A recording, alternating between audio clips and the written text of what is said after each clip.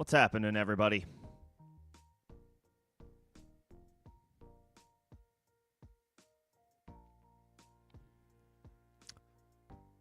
Welcome to Week 12.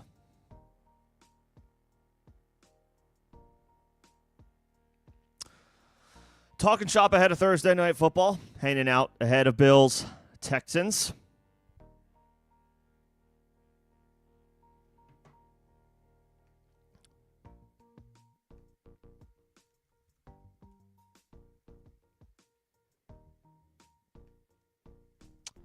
And, of course, for the first time this week, we can truly make sense of some potential start-sit questions ahead of the weekend.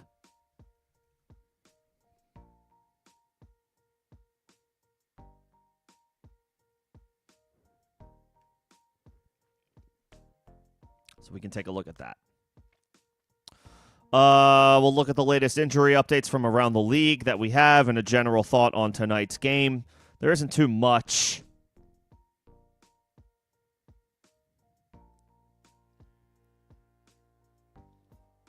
Not too much to talk about for tonight's game. You're starting on the Bills side. You're obviously starting, despite the tough matchup, Josh Allen and James Cook. Josh Allen is one rushing touchdown away from passing Cam Newton for the most all-time by a quarterback. Kind of like his odds to get that tonight, even though it's a tough matchup. There's a record on the line. You feel good about superstars when it comes to records on the line.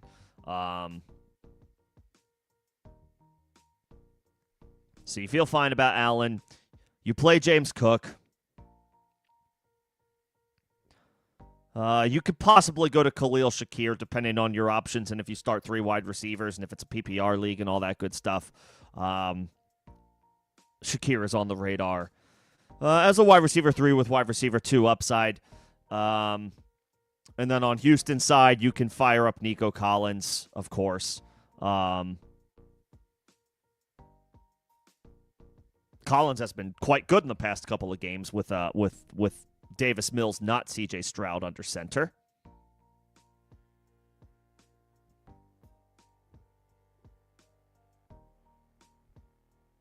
So you can go to Nico Collins. You can go to Woody Marks. I'm not expecting the world, but they have kind of handed the backfield to him with Nick Chubb, pretty much in the twilight of his career at this point. And it's a good matchup. I'm not expecting a ton from Woody Marks tonight, but it's a good matchup, and you can go with him if you need to.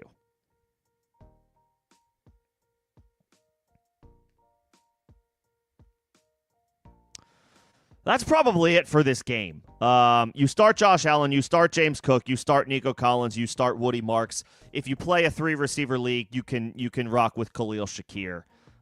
He's the one somewhat consistent and trustworthy member of the Bills receiving corps. That's about it. You're not playing Davis Mills. Maybe in Superflex you can fire him up, but that's about it. Buffalo's a tough matchup. They're a great matchup for opposing running backs, not so much for opposing tight ends. So I'm not playing Dalton Schultz. Dalton Kincaid is out. Dawson Knox is not on the streaming radar, not in this matchup. Tyrell Shavers will get some more opportunities tonight. It sounds like Keon Coleman will be benched for the second straight game. They didn't miss him last week. They scored 44 points without him. Why not keep going with the guys where that worked? Shavers was a contributor there. Nevertheless, he's too tough to trust on a short week. No pedigree, no track record to go off of. Josh Palmer, Gabe Davis will also see increased opportunities. No Keon Coleman. They're also without Curtis Samuel and Mecole Hardman, who was placed on injured reserve. I think they just signed him last week. He's now on IR just like that. It doesn't make it any easier trying to figure out which one of guys like Palmer, Davis, and Shavers are viable options. You're keeping all of them on the bench and or on waivers outright. And then same with all the wide receivers not named Nico Collins for Houston. We're not playing Jaden Higgins or Christian Kirk or Jalen Knoll.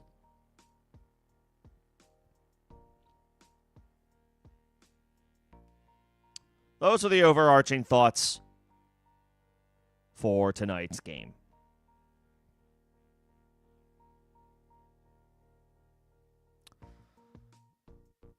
the most recent injury updates that we have as of today. Bucky Irving, Chris Godwin limited in practice back-to-back days.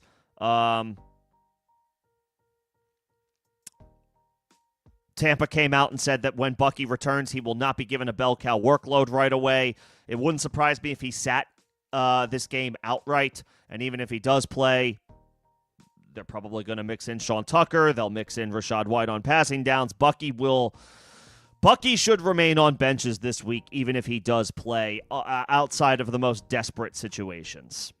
So if you are genuinely desperate at running back and Bucky Irving suits up, I guess you could go with him, but only if you're really desperate. He's going to be difficult to trust in his first game back, whenever that is. It might not even be this week. Josh Jacobs missed practice on Wednesday, but is participating in limited fashion today, or he did participate in limited fashion today. So Jacobs officially, it's not official yet. We got to keep an eye on things. But Jacobs is officially tracking to be potentially available for the Packers in Week 12 against the Minnesota Vikings. If you have Jacobs, hopefully you have Emmanuel Wilson, but he may not be needed for this week. All the same, obviously, let's keep a close eye out on that situation and Jacobs' potential availability. He might play this week. Someone who's not playing this week and not playing the rest of the season is Joe Mixon. No surprise there. His vibes were weird in the offseason. He had no timeline to return at the beginning of the season. There were no updates throughout the season, and now here we are. It's Week 12. Mixon's not going to play in 2025. Hopefully nobody was holding him outside of deep dynasty leagues.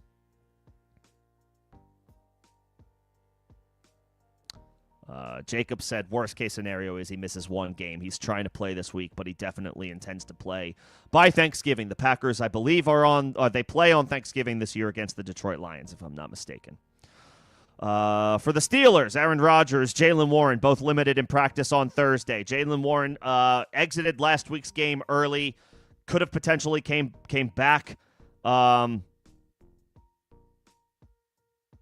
that game, but the Steelers held him out. Being smart was the quote. Kenny Gainwell could be in line to get increased usage this week, but Warren practicing in a limited manner bodes well for his potential availability to play. Jackson Dart, back-to-back limited practices as he works through concussion protocol. He is on track to return for the Giants against the Detroit Lions this week. And he may get Darius Slayton back, who missed last week as well, but he was limited in practice on Thursday with a hamstring injury. We will see. Isaiah Pacheco, limited practice for the second straight day on Thursday. He could be tracking toward a return for Kansas City against Indianapolis. Probably need to leave him out of lineups. Joe Burrow, fully practicing for the second straight day this week. Burrow is all of a sudden... we were initially looking at Burrow potentially returning Week 14. He now looks like he is in good shape to play this week, which is a bit of a surprise. I guess he attacked the rehab super hard, and now Burrow is potentially going to be available for Cincinnati against New England in Week 12. It will be incredibly difficult to suggest Joe Burrow in one quarterback leagues this week. If you have him in Superflex and he becomes available, then by all means, fire him up. But in one quarterback leagues, he's probably going to be tough to trust. First game back, beat his timeline to return, which is awesome, but that could also mean he's less than 100%. Tough matchup against New England, and he's not going to have Jamar Chase, who is suspended for this game. So I can't possibly advocate for Burrow in one quarterback leagues. However, his fast-tracked return is a welcome sight. Ramondre Stevenson will limited in practice for the second straight day this week. Ramondre should be returning for the Patriots against Cincinnati. It will be very interesting to see how that backfield shakes out and what the backfield breakdown is between Ramondre Stevenson and TreVeyon Henderson, who has looked incredible the past 3 games without Ramondre. You have to start TreVeyon Henderson even with Ramondre returning. It is a spectacular matchup against the Cincinnati Bengals, and Henderson looks incredible right now. I don't know how you move away from him even with Ramondre returning. The Patriots have been stubborn about Ramondre this year.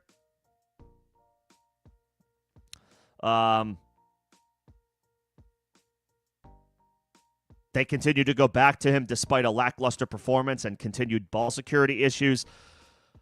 I really don't know how that happens after Henderson's what he's done the past couple of weeks. So we'll see how that shakes out. If you have Henderson, I would not be shy. I would not hesitate. Play him, especially given the matchup. Keishon Butte fully practices again on Thursday. We'll see what the Patriots wide receiver rotation looks like with him returning behind Stephon Diggs. Trey Benson limited in practice on Thursday. It remains to be seen if he will be activated off injured reserve for Arizona. But, his practice status this week is a positive sign. Benson, I guess, would be an RB3 in his return. He has not played for some time.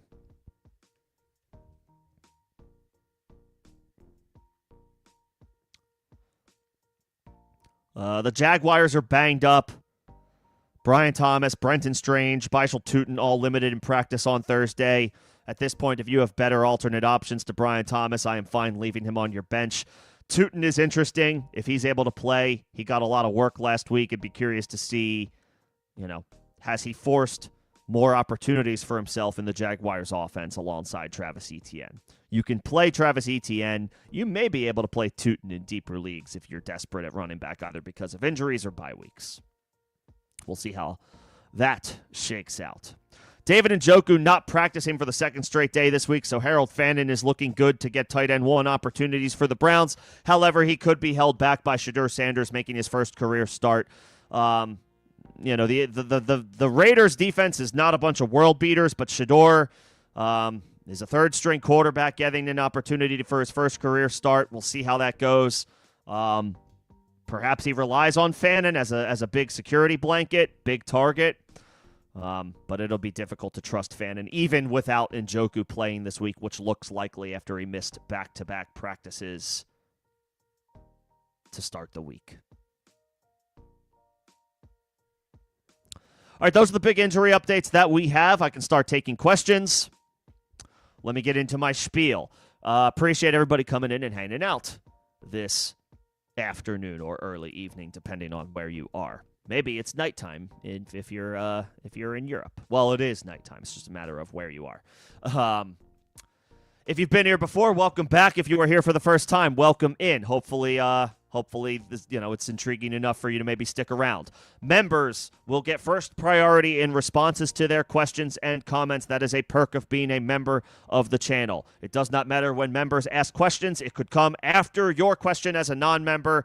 Member questions will get answered first. You can find more details about becoming a member in the first link in the description of this live stream and all videos and streams on the channel. If you send a super, if you're feeling generous enough to send a super or a gift, that would be another way to jump the line and get your question answered in priority order. You may get a little bit more out of me as far as context, thought process, analysis of your question if it warrants it, if you are a member or a super, or send a super. If you are not a member and you do not send a super, I will answer your question, but I do ask for some patience. I have to get to the member questions and the supers first. That comes with the territory. That comes with the perks. Whether or not you are a member, if you are enjoying the stream, the conversation, if you could just like the stream, that helps me out for algorithm purposes. Appreciate it in advance. Let's see. Members also get shout-outs. I see Crumbly Heads. I see Sport Dog. I see E111.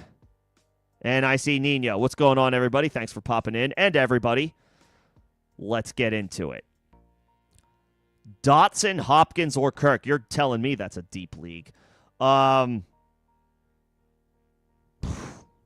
gets Dallas, so it's a great matchup. It's just he's a wide receiver 3 for a not very good passing offense right now. Hopkins' usage is kind of off the radar, but I guess he has an expanded opportunity if Rashad Bateman doesn't play, which I think is what we're looking at here. Christian Kirk is a shell of himself. It's not a bad matchup. I just don't trust him.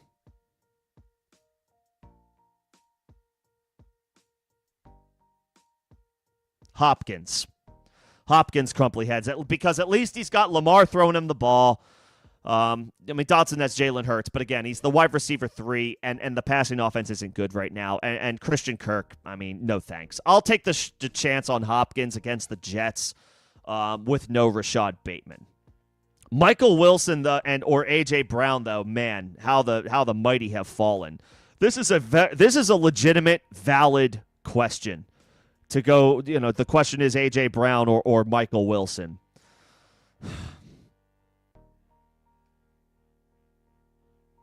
I can't believe I'm saying this, but I may actually say Michael Wilson. I don't know that he's going to catch 15 passes again, but it's a great matchup. He's at home. Once again, no Marvin Harrison. I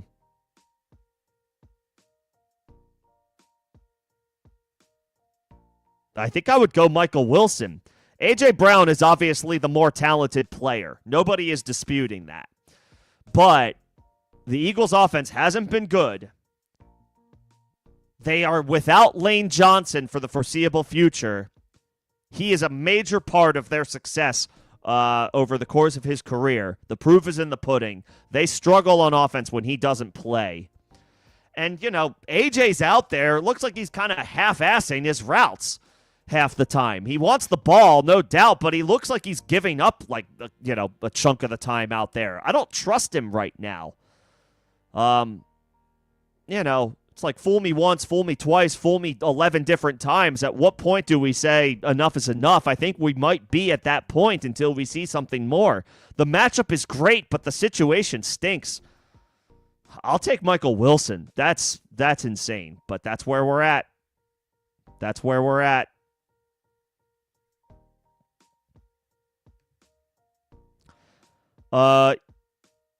Let's see. If Warren doesn't play, would I use Jones or Shakir? I'll use Aaron Jones. We don't know if Warren's going to play, Sport Dog, until later this week. We just don't know. So, do you want to risk Shakir tonight in a tougher matchup? That's the question. And I don't know that I necessarily want to do that. I'll hold out. I'll hold out for Aaron Jones. It's a revenge game for him against the Packers. I know he had one of those last year, but he gets another one. He's looked okay. The Vikings offense is really bad right now, mostly because J.J. McCarthy kind of looks overmatched, overwhelmed. But Jones, he should have a decent floor in spite of that. He proved it last week that he can still do it, and he's getting most of the work from the Vikings backfield over Jordan Mason. I will wait for Aaron Jones, and I'll let Shakir play tonight on my bench because I want to play the running back, depending on who's available.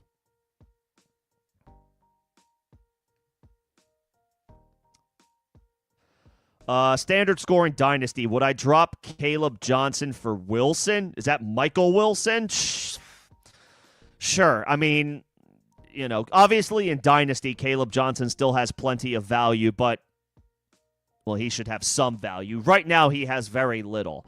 And if you need somebody this week, Michael Wilson is a much, much easier call to put into your starting lineup than Caleb Johnson. Again, Dynasty makes this a conversation. Obviously, in redraft, Caleb Johnson has no value, but in Dynasty, he still has value. So, I want to be cautious getting rid of interesting rookies, even if they don't have any appeal right now. That being said, we do still play in the here and now, even for Dynasty. And if you're a contender, E111, if you are looking to compete for a championship, Michael Wilson increases your odds of winning this week significantly more than Caleb Johnson does. So if you need Michael Wilson, you need a start this week, and he is certainly viable, then that's where I would go. If it's Emmanuel Wilson, that might be helpful context here. If it's Emmanuel Wilson, then maybe not, because Jacobs returned to practice today. So Emmanuel Wilson might be looking at his normal, usual, typical usage and role if Jacobs is able to play. So I guess it depends on which Wilson we're talking about here. The Packers RB? Okay. No. Not yet, anyway. Not until we know Jacob's status. If it were Michael Wilson, I would be more bullish on picking him up. But if it's Emmanuel Wilson, no. Unless you have Jacobs. I assume you don't because you didn't call it out. So since you have Gainwell, actually, keep Caleb Johnson. Unless Jacobs gets ruled out, then fine, you can make the move. Nino, ugly one. Let's do it. 1 wide receiver, 2 flex. Myers, Higgins, Tez, Algier, Hunt, Pacheco. I would play Jacoby. I would probably play Tez. A little bit better matchup for Tez this week on Sunday night against the Rams. No weather to worry about versus his, compared to his matchup against the Bills this past week. I don't trust Algier because I don't trust the Falcons' offense with Kirk Cousins. And then Pacheco and Hunt make things incredibly murky as far as like how much do I trust them. I would probably lean if Pacheco plays.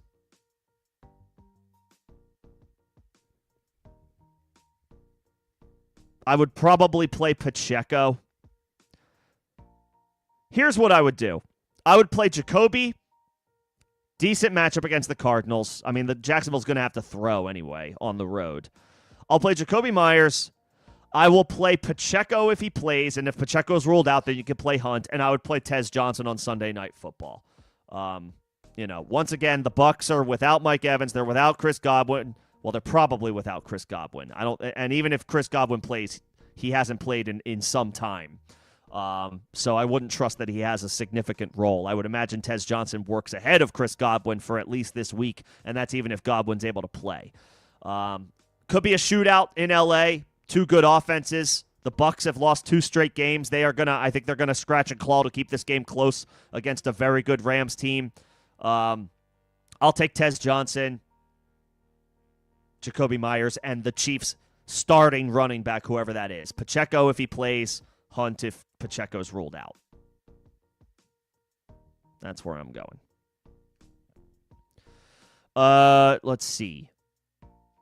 The Judkins, Chuba's not helpful right now. Pacheco could be helpful coming back. Gainwell could be helpful this week. And then, some backups and banged up guys. If you could trade for McCaffrey, then of course, by all means, do it. Just be aware with McCaffrey in Dynasty, we're a lot closer to the end than we are to the beginning. And I'm sure you're well aware of that. But McCaffrey is going to accumulate the most. He's going to accumulate 400-plus touches this year. He might approach the 450 to 500 range if the 49ers have any type of playoff run. We could see a drop-off next year with him turning 30 and such a significant workload year over year. We've seen McCaffrey in years following massive workloads, crash back to earth in an ugly way.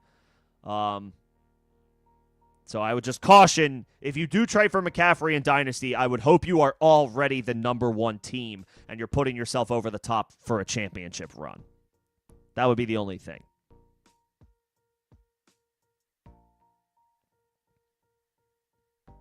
I see Greg joined. What's going on, Greg? Thanks for popping in.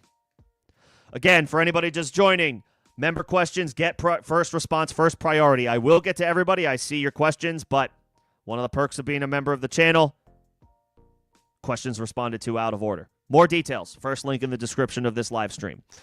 Fair to not trust Woody, even though it is a good matchup and he does have the backfield to himself moving forward. That appears to be the case anyway.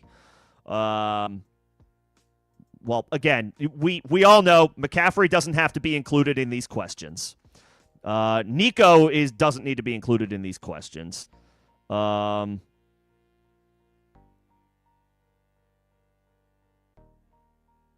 would rank them as how many can you play? I don't know how many you can play. I would probably play Woody over Aaron Jones.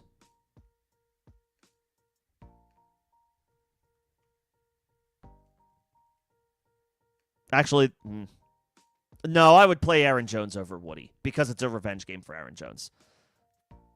That's why. I would play Aaron Jones over Woody. That's about it. That's all I have, though. Nico, Michael Wilson, you're playing those 2. And then McCaffrey and Aaron Jones. And then if you have a flex, I would probably say Woody. Yeah. McCaffrey, Woody, Aaron Jones, Nico, Michael Wilson. That's where I would go. I would play Woody tonight. I would play Woody over Sean Tucker, who looks good, but I like the matchup for Woody, and Bucky could return this week. We don't know for sure that he's been ruled out, so since Woody plays tonight, you might as well go with him.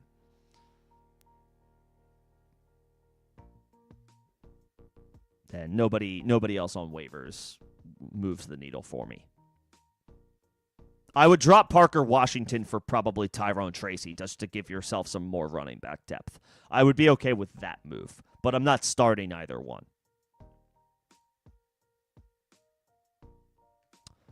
Would I run with Mark? Yeah, no, I would run. I just so you, Sport Dog, you and Greg have the same question. I would slightly lean Aaron Jones over Woody Marks. Not just the revenge game, but the pedigree, the track record. Aaron Jones is a much more proven player than Woody Marks. It is a good matchup for Woody Marks tonight. Neither is in a great offense. So I'll lean the veteran who I've seen do it before at a high level consistently. And again, he's playing his old team. I'll take that little X factor as enough to push Jones ahead of Marks for me on my, if I ranking running backs this week. It's close, but I would take Aaron Jones over Woody Marks. What's going on, Kevin? Good to see you. And those are all the member questions that I see right now. Always appreciate the members popping in. Let me know if you guys need anything else, but for now, we'll move back up to the top of the chat. Pitts or Barner this week? I don't like Pitts at all, but I guess I will say Pitts. No Drake London. It's a decent enough matchup against the Saints. Pitts should get 9 to 10 targets from Kirk Cousins. Again, I do not trust the Falcons' offense at all. Barner should be fine. But the Seahawks may not need to throw the ball that much against a bad Titans team. It could be them running all game. Not that they can run the ball very well, but it is a great matchup by the numbers for the run game. I'll take Pitts. I think he's of more necessity for the Falcons passing game than Barner is for the Seahawks. I don't love it. I really don't, but I'll say Pitts.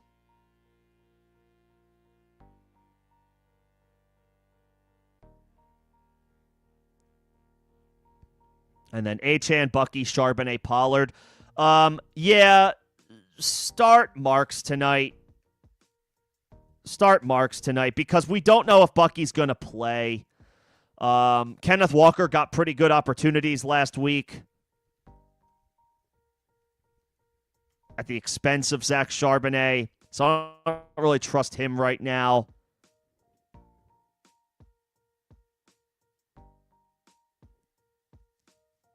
Yeah, 11 carries, 37 yards. Gross.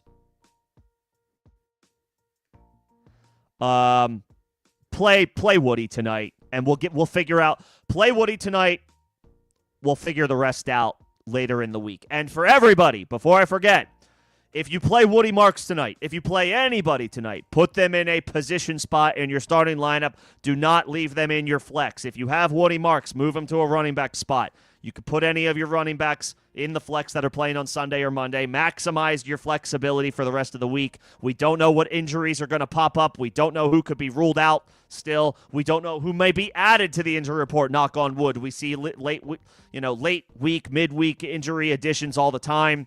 Maximize your flexibility. Keep your options open in the event that you need them. If you play Woody Marks, if you play Khalil Shakir tonight, move them into their position spots. Running back or wide receiver, don't leave them in the flex.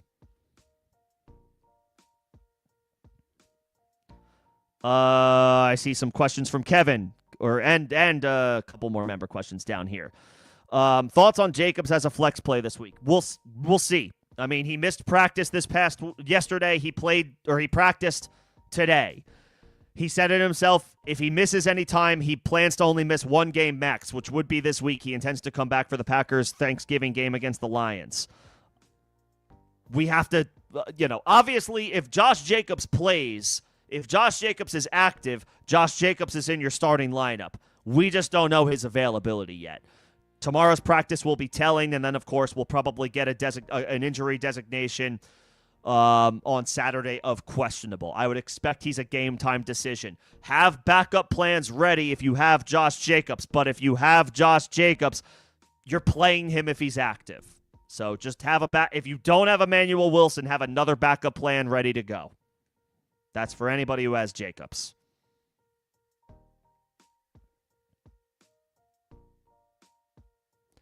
Let's see. Okay, the rest of your squad, good quarterbacks, good wide receivers, and then your running back collection. You have Bowers, so that's good.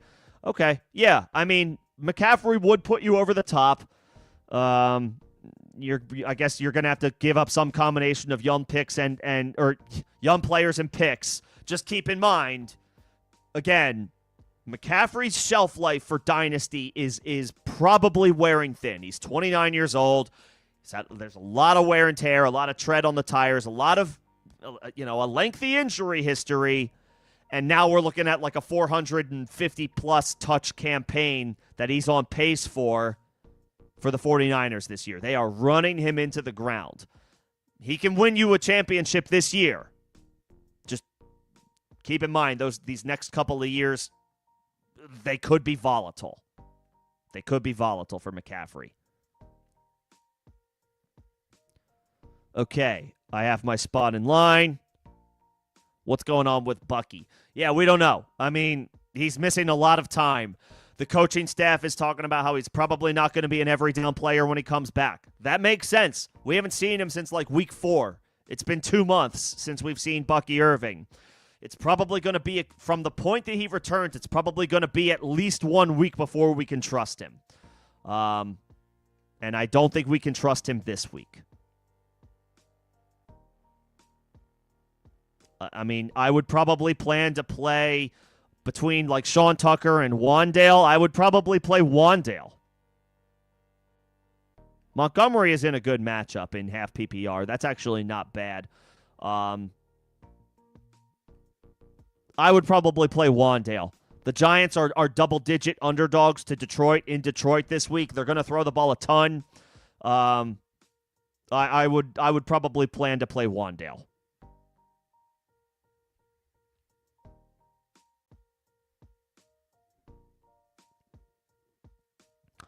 As far as Fairbairn being back at kicker, it's fine to want to go with him, but if you have Chase McLaughlin, I would probably just stick with McLaughlin.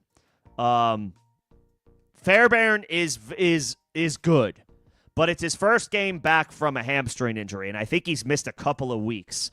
Let's let him get through a game unscathed before we pick him up. If somebody else grabs him, so be it. I kind of want to proceed with caution here. Like, look, if you missed on Chase McLaughlin and you're still sitting on Eddie Pinheiro, who's going to miss time, then fine, pick up Fairbairn if he's out there. But I think I would just wait. I would wait a week if you don't. If you have a stud kicker and Chase McLaughlin qualifies, let's wait a week on Kaimi Fairbairn. If he does well tonight, great. Let's see him get through the hamstring injury first before we commit. And if you pick up Burrow, I mean, since you already have Mahomes and Goff, I don't feel the need to pick up Burrow unless your running backs are loaded. If you have Taylor, if you have Gibbs, if you have Judkins, if you grabbed Rico Dowdle, you have Travion Henderson. Like, if you've got a great collection of running backs, sure, fine. But if you don't, you already have Mahomes and Goff. Obviously, Burrow is super enticing, but he may not be, Joe freaking Burrow for a couple of weeks. He's missed a lot of time. He could be playing at less than 100% if he goes. He's not going to have Jamar Chase this week, so temper expectations on top of all of that. I would only do it if you run 4 or 5 deep at running back, and they're all, really good options.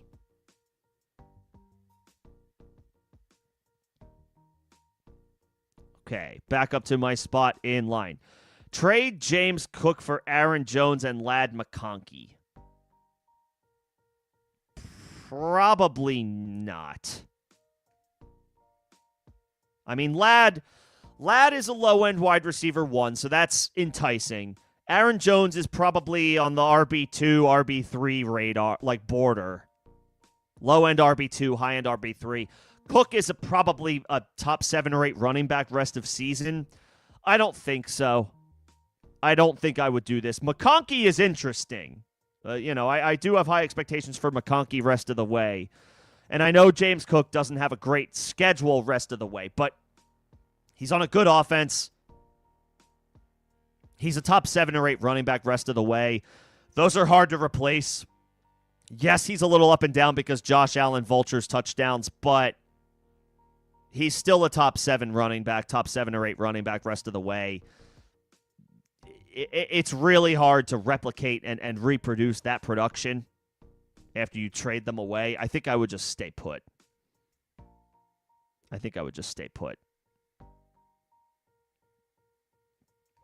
You have JT, you have Henry, you have Woody, you have Montgomery. Oh, and you have Harvey's available? I would probably drop Charbonnet for RJ Harvey. I know he's not playing this week, but you can get out ahead of it. It's not going to cost you any fab. J.K. Dobbins is not walking through the door. I know Harvey didn't have a great game in his first career start in a division game against a good Kansas City Chiefs defense, but more opportunities will come for Harvey, and I think the bye week will do him some good to get himself prepared to be the guy the rest of the way and for the team to prepare him to be the guy for the rest of the way. Yeah, Harvey is a more intriguing stash for me than Burrow when you have Mahomes and Goff already. I would drop Charbonnet for RJ Harvey. Yes, I would do that.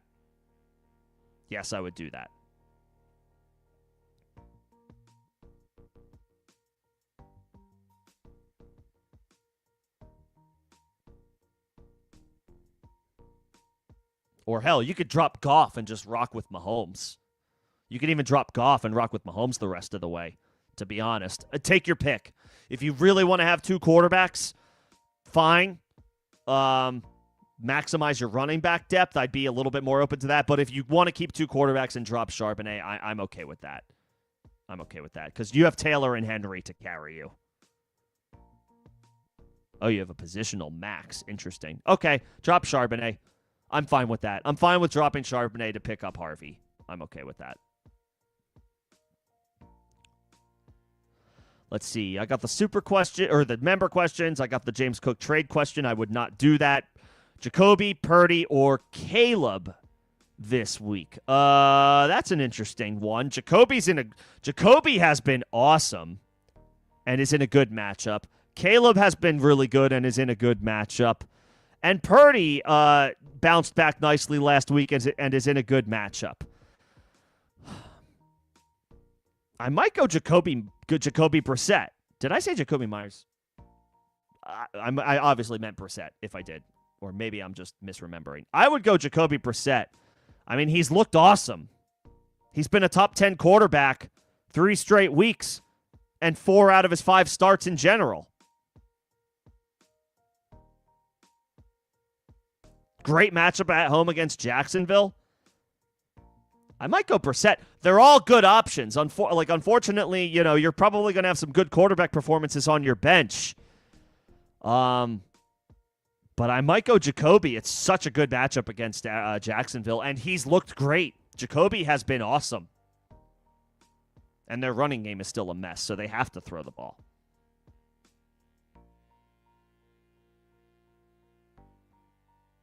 Yeah.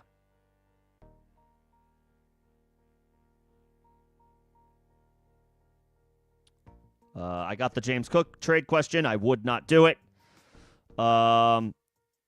You were offered Judkins and Diggs for Dowdle.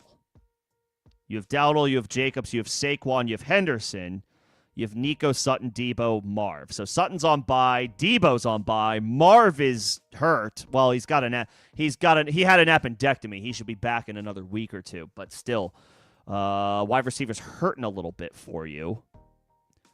You could turn Dowdle into Judkins and Diggs, who has looked really good.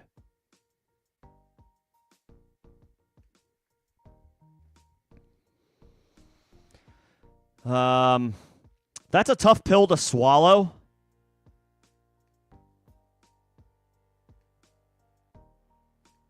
because Dowdle has looked excellent.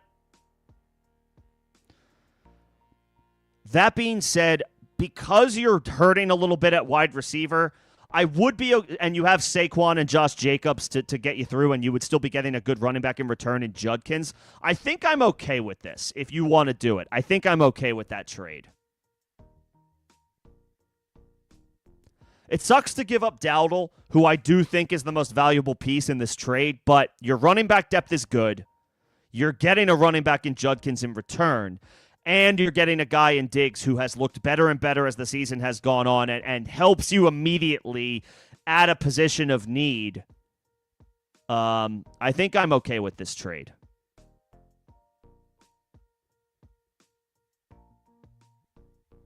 I think I'm okay with doing that deal.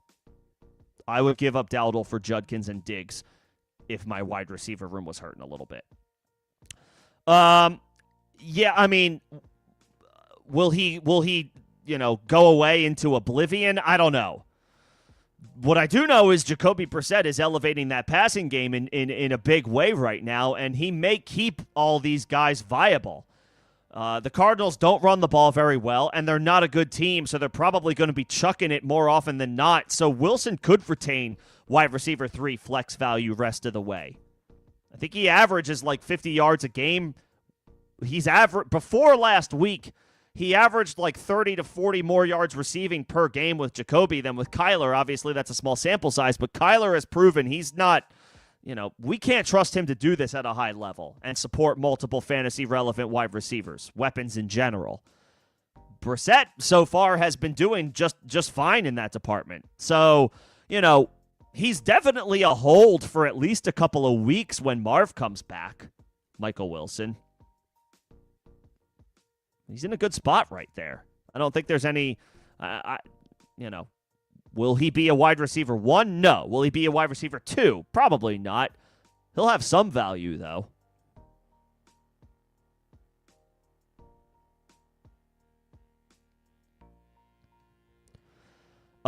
Drake May or Lamar Jackson? I mean, Drake May looks like the best quarterback in football right now. Lamar has a good matchup against the Jets. May has a better one against Cincinnati and has looked so good. Drake May looks like the best quarterback in the NFL right now. If you want to say top 3 or 5, fine. But, May looks amazing. I think you have to play Drake May over... I might play Drake May over every quarterback right now other than, Josh Allen. May. And as far as Caleb or Jacoby, got a similar question earlier. I think I would go Jacoby. They're both in good matchups. I expect them both to do well. But Jacoby has been a top 10 quarterback in 4 of his past 5 games. And I think in that 5th game, he was still top 15. He's been on fire, even without Marvin Harrison. He's at home. He's in a great matchup against Jacksonville, and they can't run it.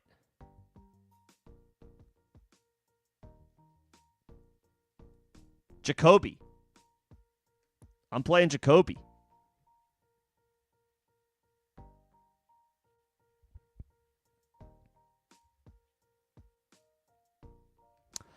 Thoughts on Kamara? He's an RB, low-end RB2, high-end RB3 for the rest of the season. I mean, he's just in a horrendous situation. This is a good matchup this week. Atlanta's defense is not that good. They're down. The Falcons are down their starting quarterback and their best wide receiver. Even the Saints could potentially create short fields for their offense against Kirk Cousins. Kamara's an RB3. He's an RB3 at home in a decent matchup against a team that he is very familiar with. He has played twice a year for his entire career. So, if there was any week to give Kamara a small bump, a little boost, I guess it would be this week. I don't trust the Saints offense. I'm not going to for the rest of the season in all likelihood. Against Tyler Shuck, strings together some good performances for like a month straight. They're just really, really tough to trust right now. Kamara's an RB3, maybe with a little bit of optimism because of the matchup. And then Aaron Jones, Woody Marks, or Tracy. I would bench Tracy. I would play Aaron Jones. I would play Aaron Jones, and I would play Woody Marks. Tracy had a nice game last week, but he's in a brutal matchup this week against the Lions. That's about as tough as it gets for opposing running backs, is the Lions' defense. I would play Aaron Jones in a revenge game against the Packers, and I would play Woody Marks tonight in a good matchup against Buffalo. Tootin or Spears this week. Now we're talking. I kind of like Tootin, as long as he shakes the ankle injury. As long as he shakes the ankle injury. If he's healthy, it's not a great matchup by the numbers, but Tootin looked good last week.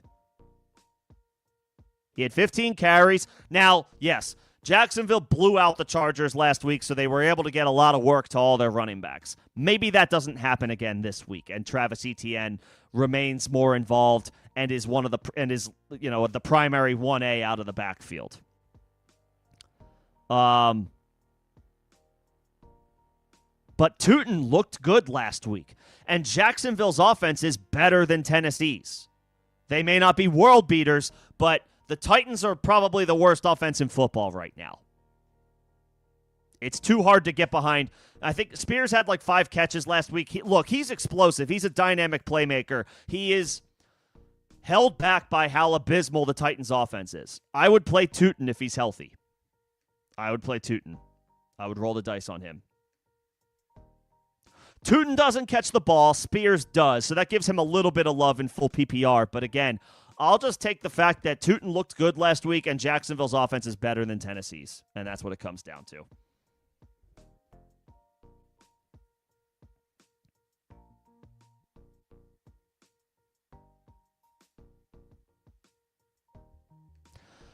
Fairbairn or stick with McLaughlin? Yeah, so one of my members, and I see a couple folks joining in on Twitch. Appreciate that. Welcome to all my Twitch viewers, followers. I am available on Twitch for anybody who wants to stream over there. It's at facemask_fantasy. There's an underscore in between the two words.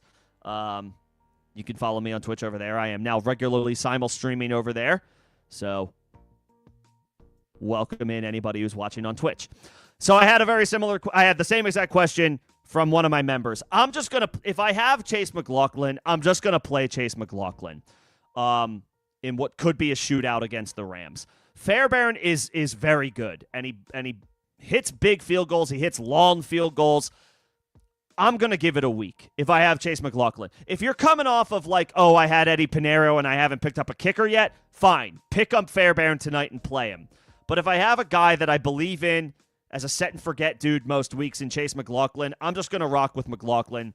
Let's see Fairbairn get through a week unscathed, coming off of a hamstring injury that I think he missed 2 games, right? Didn't Fairbairn miss the past 2 games? It's not like it was a 1-week absence. I think it was a multi-week absence. Wasn't it? I would wait a week on Fairbairn if I have, Brandon Aubrey, Chase McLaughlin, Tyler Loop. But if you have, if you're still waiting on, who do I replace Eddie Pinheiro with, then you can go Fairbairn. Fairbairn missed 2 games. Yeah, I'm going to wait a week on him. I'm going to wait. And the Rams, look. Yes, the Rams look really good. But the Bucs are good too. And they've lost 2 straight games. They're going to come into this game desperate. I think they're going to keep it close. I think they're going to play with some pride to try to stop their losing streak. That doesn't mean that they're going to win, but I don't think they're going to just roll over and die, even though the Rams on paper look like the better team. I think the Bucs are going to battle in this game. I think it'll be close, and I think field goals will be kicked.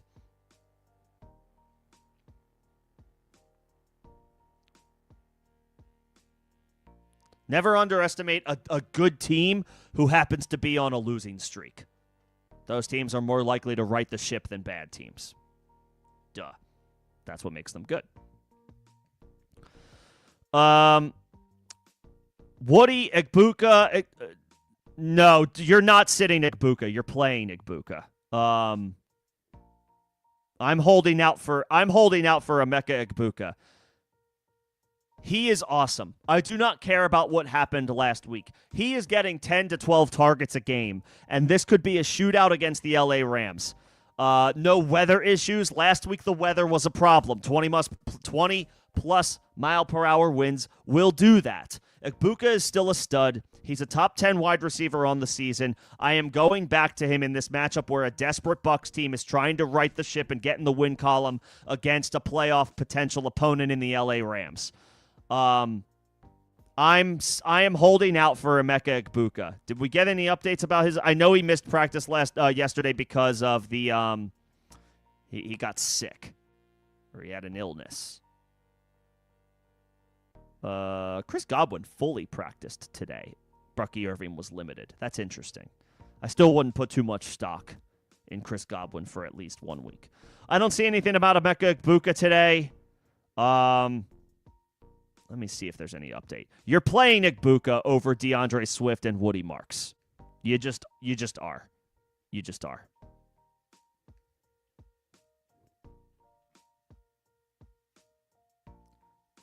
Igbuka. No new update. Okay. I'm not worried about it yet, and obviously missed practice of any kind sucks. But an illness is not the same as an actual injury. He has a couple days to rest up, get right, get healthy, drink his fluids, get off his feet, get some rest, get ready for this game. I am playing Emeka Igbuka over guys like DeAndre Swift and Woody Marks.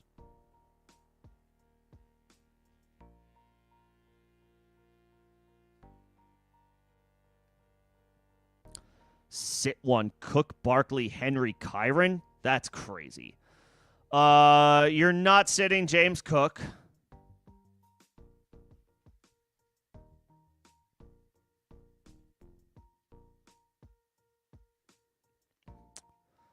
Let's see.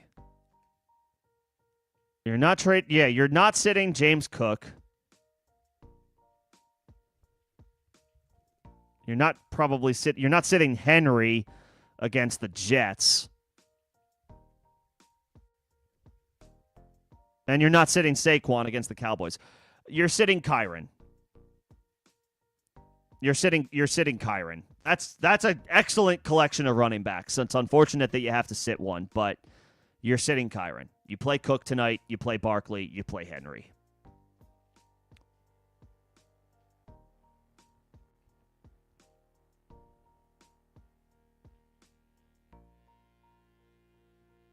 Just making sure we're all square, we're all good.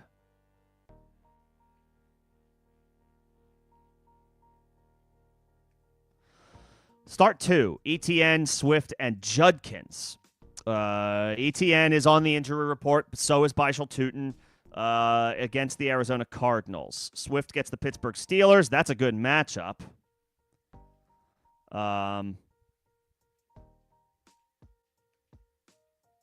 Judkins gets the Raiders.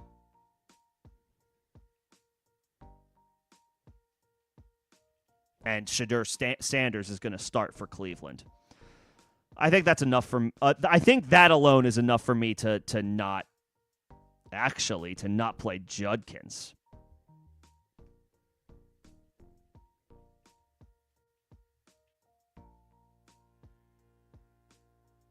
I think I would play Swift. It's a good matchup against the Steelers.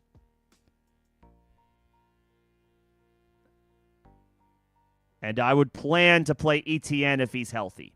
And then you can pivot to Judkins if we get bad news on ETN. I might sit Judkins. I do not trust this Browns offense with Shedeur Sanders. I know the Raiders aren't good, but, man,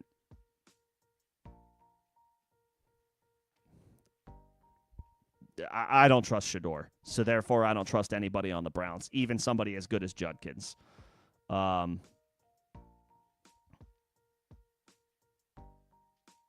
ETN and Swift. ETN and Swift.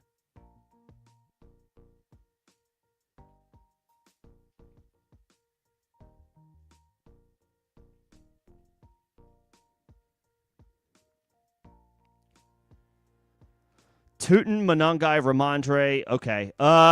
I think we need to wait on this question. We don't know Tootin's availability. We don't know Ramondre's availability. We do not know Benson's availability. Tootin is tracking to play, but it's not confirmed. Ramondre's tracking to play, but it's not confirmed. He's missed 3 games. Monangai, it's in a good matchup, but Monangai didn't look good last week. Brian Robinson is a Christian McCaffrey handcuff, and that's it. And Benson hasn't been activated off IR yet. I would encourage you to come back on Saturday on this question. I guess if everybody's healthy, I guess Tootin, because Benson and Ramondre have missed extended time. Tootin looked good last week, but we got to see. If he's ruled out, then we got to see who else is available. I would encourage you to come back on Saturday, and I will be live on Saturday, 5 p.m. Eastern.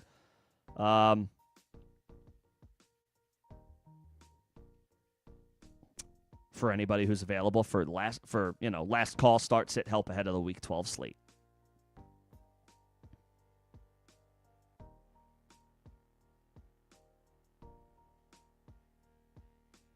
Yeah. This is Yosivach. Yeah, Yosivach is flexible this week. Gonzalez will be on T. Higgins. Yosivach is flex worthy in 3 wide receiver leagues. Yes, leagues that start 3 wide receivers.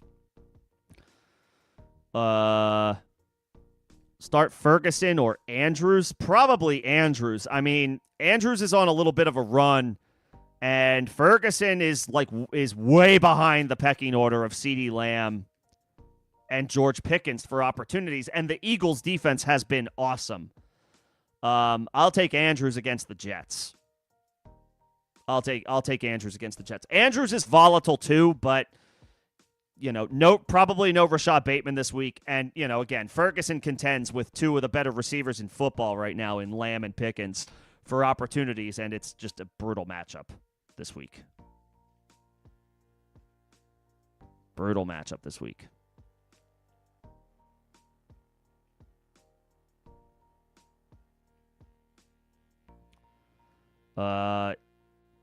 If Worthy can't go, do you start Burden? Well, I'd probably rather play Burden than Lockett.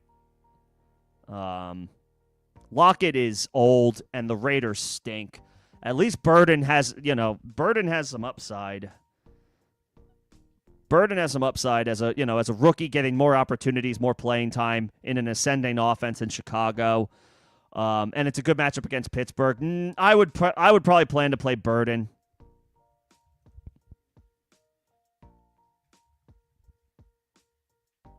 If Worthy can't go. If Worthy can go, then I would probably play Worthy. But if Worthy can't go, then I would play Burden over Lockett for sure. Pierce, Yosivach, Hollins, Mooney, Burden, or Coker. Pierce. I'm pretty sure Pierce. Pierce looks awesome right now. Pierce has ascended. He has taken a step forward this year. He looks like a more complete receiver. He looks like he might be the best receiver Indianapolis has right now over Michael Pittman. Now, Daniel Jones, I think, was a midweek add to the injury report, so that sucks. We obviously need to see Daniel Jones healthy and ready to go. If it's Anthony Richardson, then we can't start anybody at wide receiver for the Colts. But assuming Daniel Jones is good to go, I would play Pierce. Let me see if there's any updates about Daniel Jones.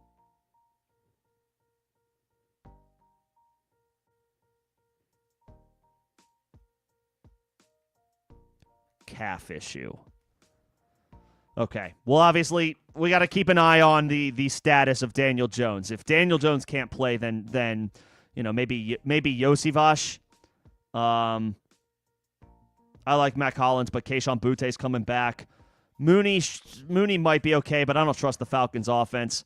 I like Burden, but I think for 1 week, Yosivas is a little bit more reliable. I would play Pierce if Daniel Jones plays, and I would plan to play Yosivas if Daniel Jones is out. That's what I would do.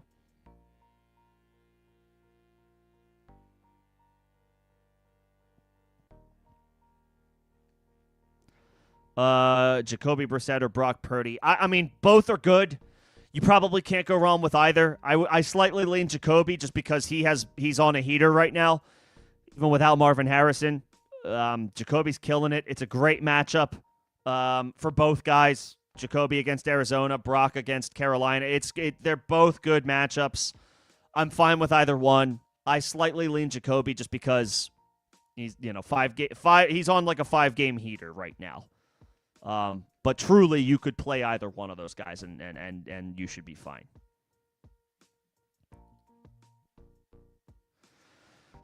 Allen or May? Yeah, I mean, I can't sit Josh Allen, and he's the only guy. He's the only guy that I would probably definitively play over Drake May, but even then, Drake May looks like one of the best quarterbacks in football right now, and he's got a much better matchup against Cincinnati than Allen does tonight against Houston. If you have Drake May and you're nervous about the matchup tonight, I don't blame you if you want to pivot to May off of Allen and pivot to May. I would play Allen because he's Josh Allen.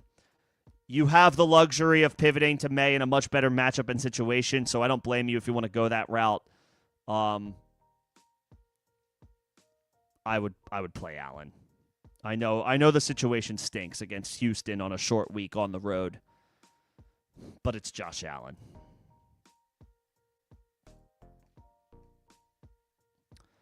Let's see. A defense to start this week. Not the Falcons. Their defense isn't good, and neither is their offense right now. The Saints might actually be a decent stream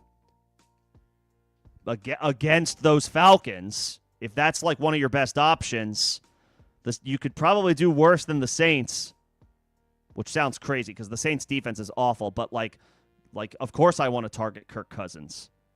I guess on the other hand, of course, I think I want to target Tyler Shuck. I just don't trust the Falcons. I don't trust the Falcons right now. And I don't trust the Cardinals either against Jacksonville. Did the Raiders get scooped up?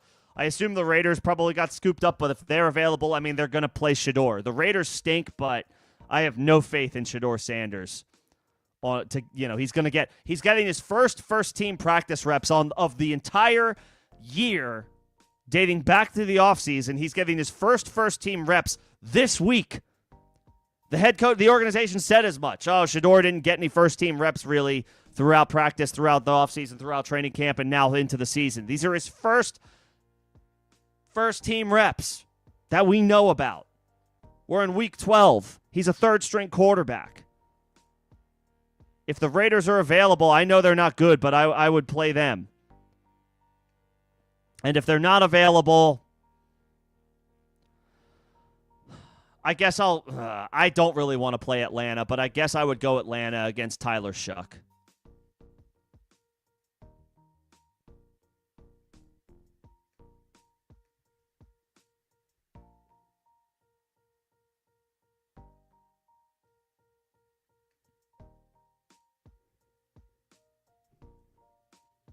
Yeah.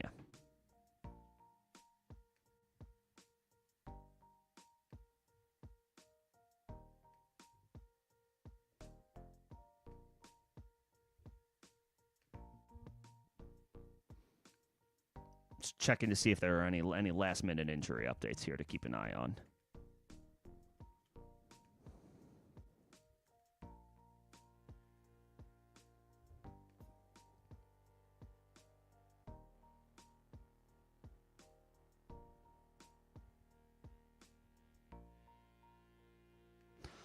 What can you realistically expect from Brian Thomas once he comes back? Not much.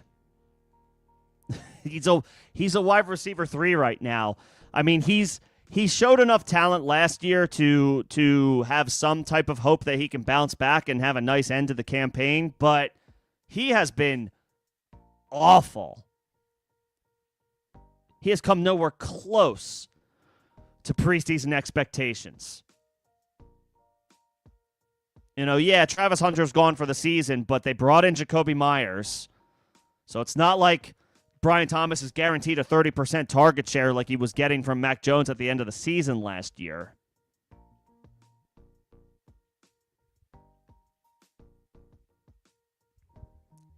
Not much. He's a wide receiver 3. I don't know how much upside he has. It's been bad. He's been dropping the ball.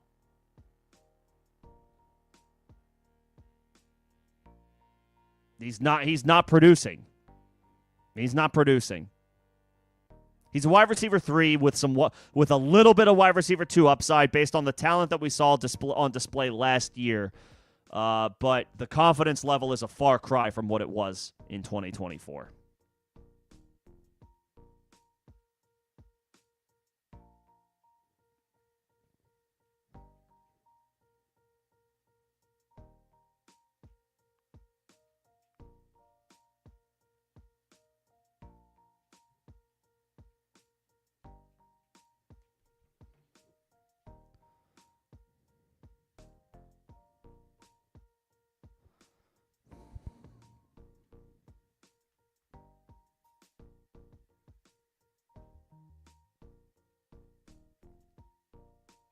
And then, Burrow is looking good to play this week against New England.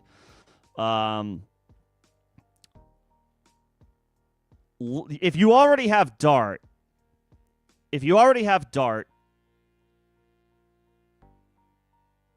let's just operate for now, right now, today, as if you're going to have Dart available for you against Detroit. Back-to-back limited practices puts him on track to clear concussion protocol and return for the Giants against the Lions. You already if you already have Burrow,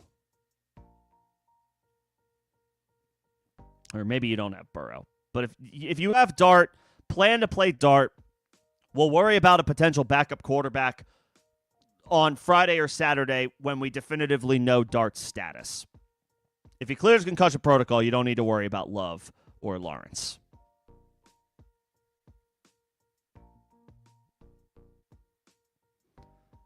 You have Purdy. Could also pick up Lawrence. No, play Purdy. Purdy's better. It's a good matchup against Carolina. Presumably could be clear of the turf toe that was causing him all types of issues at the beginning of the season. Caused him to miss a significant amount of time.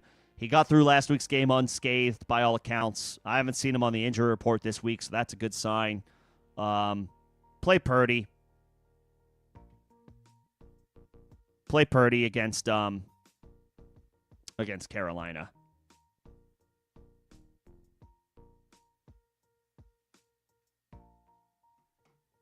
Yeah, play Purdy. Do you replace Metcalf with Yossi Vosh or Parker Washington? No. No. I would play Metcalf.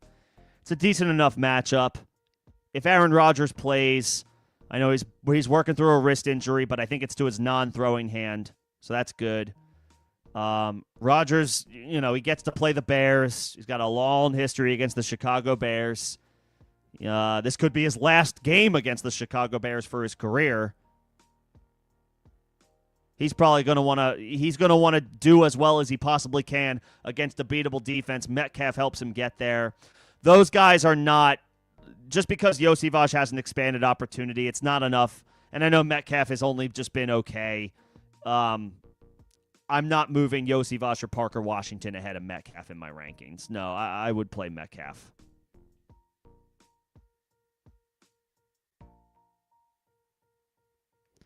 This is a follow-up to James Cook for Ladd and Aaron Jones trade. You have Jacobs and Wilson, good. You have Benson, okay, fine. You have Tracy, okay. Charbonnet, okay. Amon-Ra, good. Pickens, good. Wandale, good. Sutton, okay. DK, okay.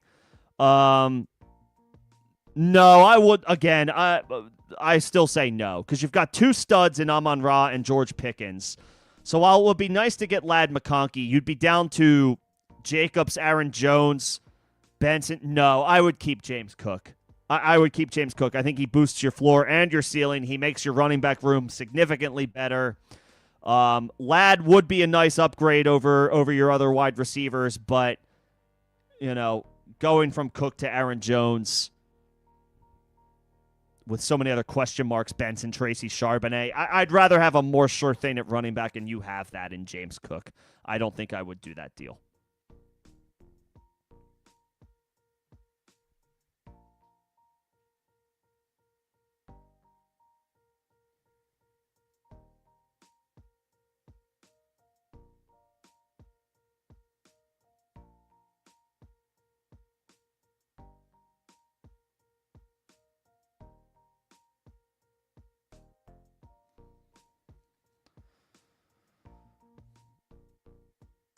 Let's see. I don't see any more member questions. I see some trolling, so let's get rid of that.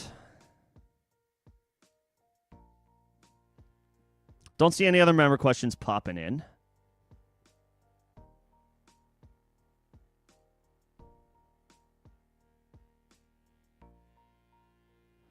So let's keep it moving. Woody, Wilson, Pearsall, or Walker in the flex this week? I would just Walker. Walker actually looked good last week, but we don't know what that breakdown is going to be. If they're going to go with Walker, or if they're going to keep mixing in Charbonnet.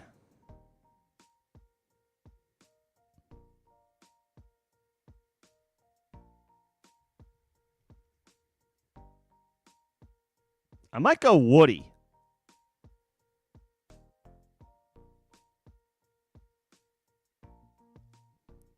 It's a good matchup against the Buffalo Bills. Emmanuel Wilson, we can't rock with yet, because it's looking like Josh Jacobs may play. It's not a guarantee, but he might play.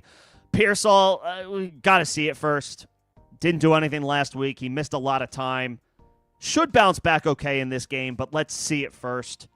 Walker, I do like this week. But Charbonnet is looming in a larger way than Nick Chubb does in Houston's backfield.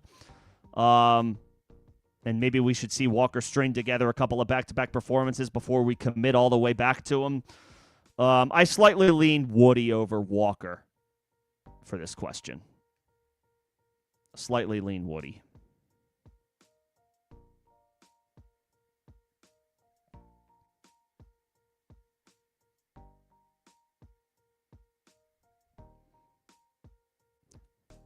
Starting Mills in the Superflex. Who are your other options, Crumply Heads? I mean, I'd rather not play Davis Mills, but if it's between him and, a wide receiver 3, then sure, play Davis Mills.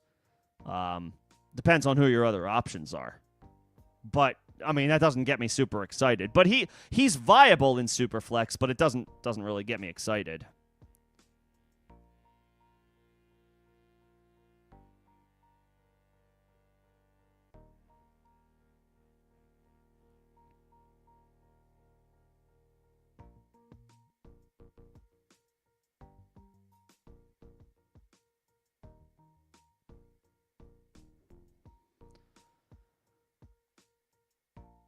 Let's see. What else do we have? Yeah, I got the James Cook trade question. Kyler and a first for Rashee Rice. If you can pull it off, if you're getting Rashee Rice, I think I remember this from Discord. If you're getting Rashee Rice and you can pull this off, yes, do it. Kyler is probably a backup quarterback for the rest of his career. He has very little value. The first is nice. I would not accept this, even in Superflex, if I had Rashee Rice. I wouldn't be surprised if you had to ask or if you had to pay more or no, or they didn't want Kyler. Kyler is again probably a backup quarterback for the rest of his career, with spot start opportunities depending on the situation that he goes to next if it's not in Arizona. And for fantasy, he's going to be a QB2. His ceiling is not high. He's not good. He's just not good. We gave him a long leash. We gave him a long rope. He hasn't gotten better. He hasn't improved. The vibes stink. They've already pretty much said they're not going to go back to him this year, even if he comes back healthy. And why would they? Jacoby Brissett, journeyman 33-year-old Jacoby Brissett looks better than Kyler right now. I would not want Kyler. If you can get this deal done, excellent. Great. Take it and run. I would not accept that as if I had Rashee Rice and that was the offer that came to me, I would say no. So if you can pull it off, do it.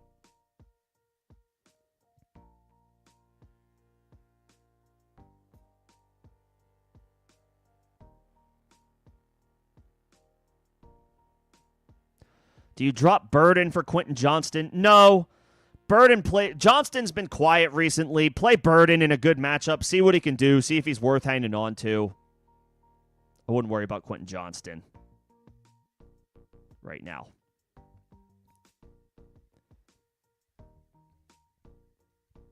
And then Jawan or Dalton Schultz. Yeah, I'll play Jawan. Saints coming off their bye week. Nothing scary about the Falcons. It's actually not a good matchup tonight for Schultz. The Bills are good against the run. They are a good matchup against the run. You want to start a running back against the Buffalo Bills. Tight end is a different story. They're good against tight ends. I don't want to play Dalton Schultz tonight. I would play Jawan.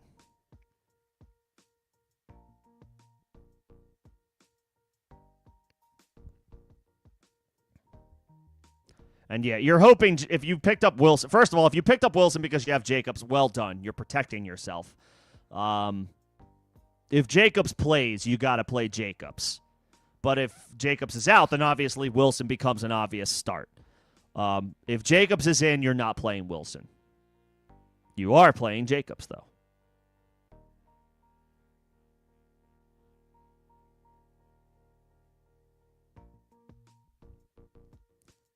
Let's see. I got some of these member questions. Appreciate the members, as always.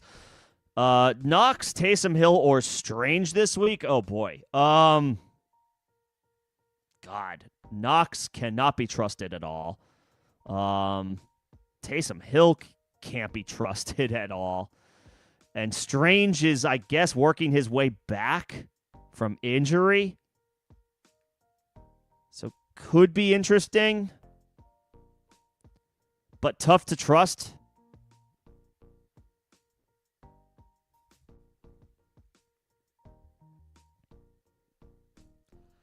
I guess you're hoping for a touchdown. I guess I'll play. I guess I'll play Knox, and you're just hoping. You're hoping for a touchdown. This is slim pickings for sure. Knox, I guess, because at least Kincaid is out. I'm not expecting much, but I'm not expecting really anything from any one of these three guys. Strange would be more interesting, but he's missed like a month of time. I don't expect much in his first game back. So I guess Knox.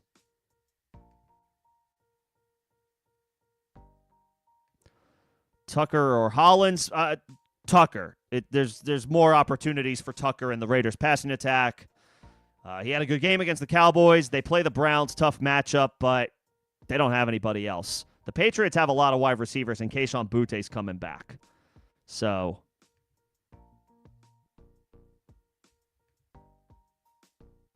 I would play Trey Tucker.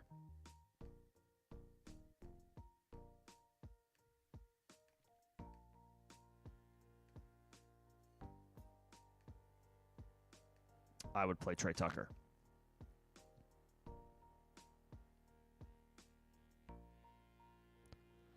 And then Tez, Michael Wilson, Pearsall, Kittle, Bowers. Man. I mean, if your trade deadline is still active, trade one of those two tight ends. Get a running back or a wide receiver in return. But that being said, I would play Bowers and Kittle in your tight end and your flex. I don't like playing two tight ends, but you do have two of the top 5 guys rest of the way. So play Bowers and Kittle. And then I would play Tet and I would play Michael Wilson.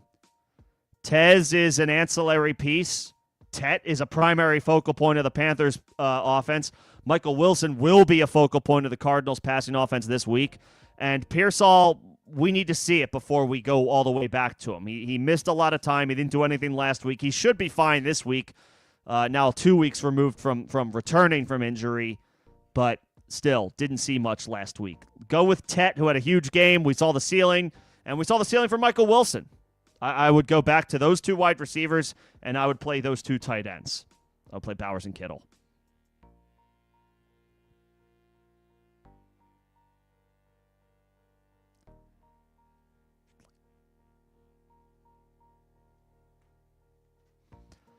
Let's see. I appreciate everybody's patience as I work through these questions. I'm trying to move as swiftly as I can while still giving you guys a legitimate answer.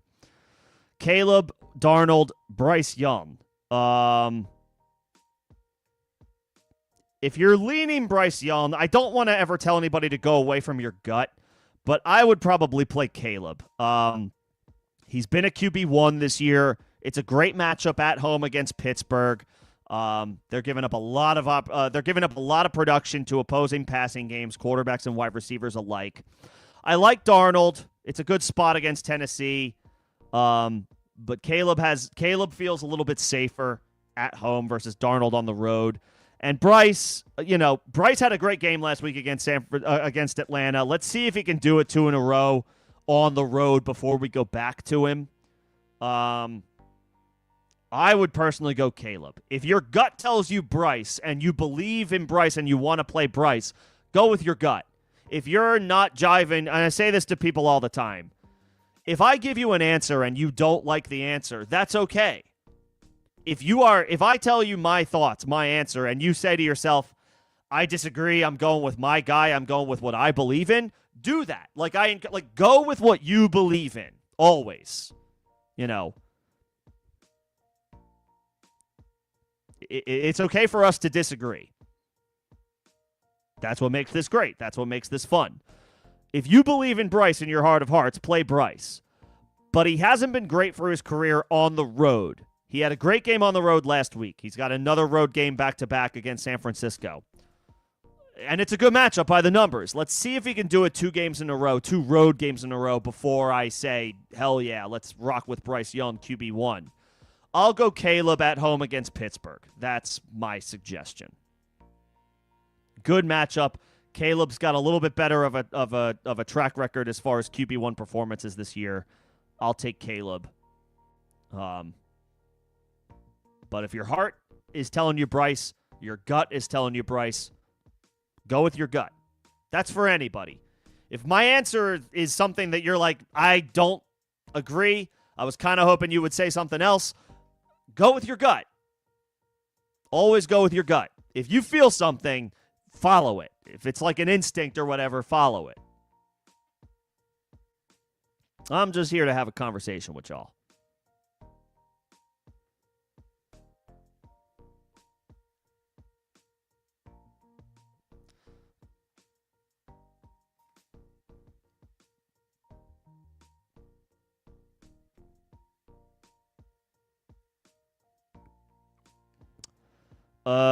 You have Lamar and Dart. Do you drop Dart for Burrow? No. Burrow. Obviously, Burrow's track record speaks for itself, but we need to see him and what he looks like post-injury. He's ahead of schedule, which is great, but does that mean he's 100%? That's not the same thing. Being ahead of schedule in your rehab and playing a football game sooner than expected are not necessarily the same. And Burrow, if he does play this week, is not going to have Jamar Chase. So what's he look like having missed a couple of months? I would play Dart. I would keep Dart. If you want to play Lamar, that's fine. I would keep Dart right now.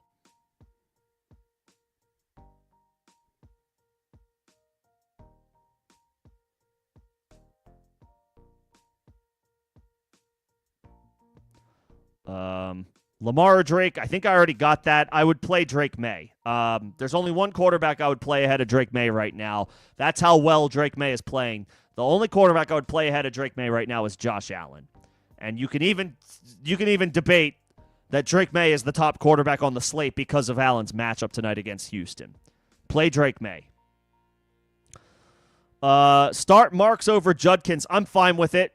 Again, this is like we're talking. Go with your gut. This is what I'm talking about.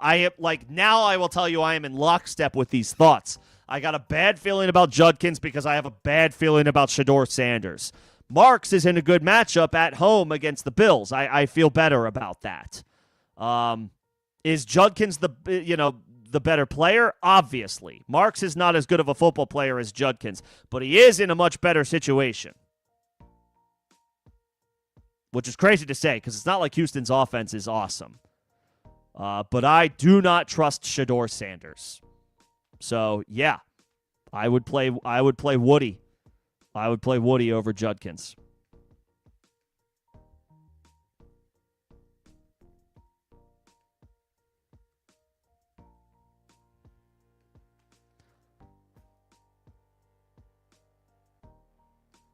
I would play Woody over Judkins.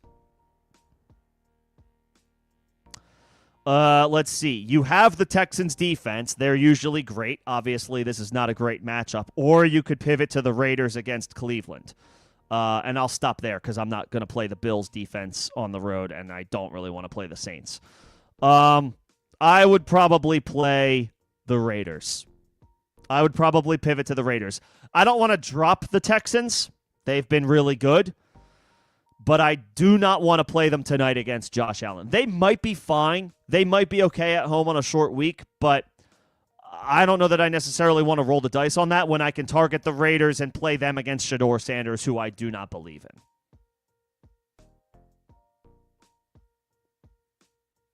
I would pick up the Raiders, but I'm not dropping Houston. I'm not dropping Houston. But I'm not playing them if the Raiders are available. I'll play Vegas against Shedeur Sanders.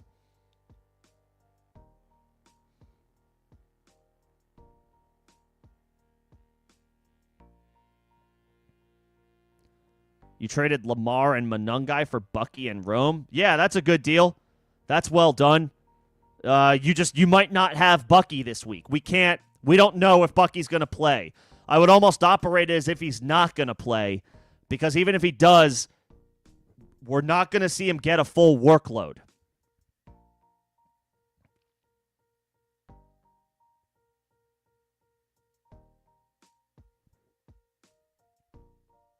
Not going to see him get a full workload.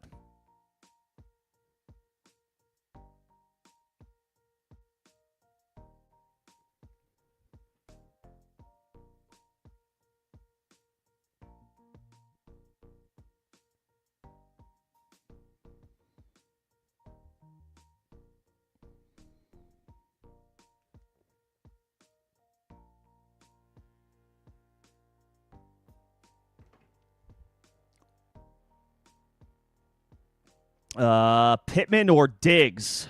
Diggs. Stephon Diggs. He gets the Bengals. He's performing like a wide receiver one. Drake May's performing like the best quarterback in the league. Pittman, I mean, he's coming off of Pittman's been good, but he's coming off a game where Alec Pierce outperformed him. The vibes on Alec Pierce right now are excellent. And also, for whatever it's worth, Daniel Jones is on the injury report with a calf injury. Hopefully it's nothing, but we don't know.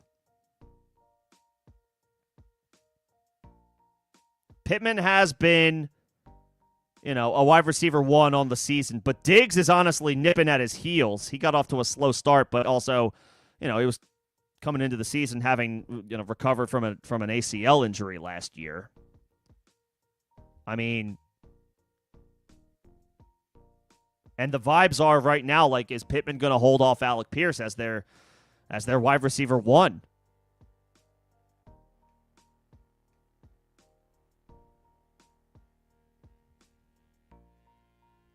I would go Diggs. Matchup is great, and the vibes on Drake May couldn't be higher. Couldn't be better.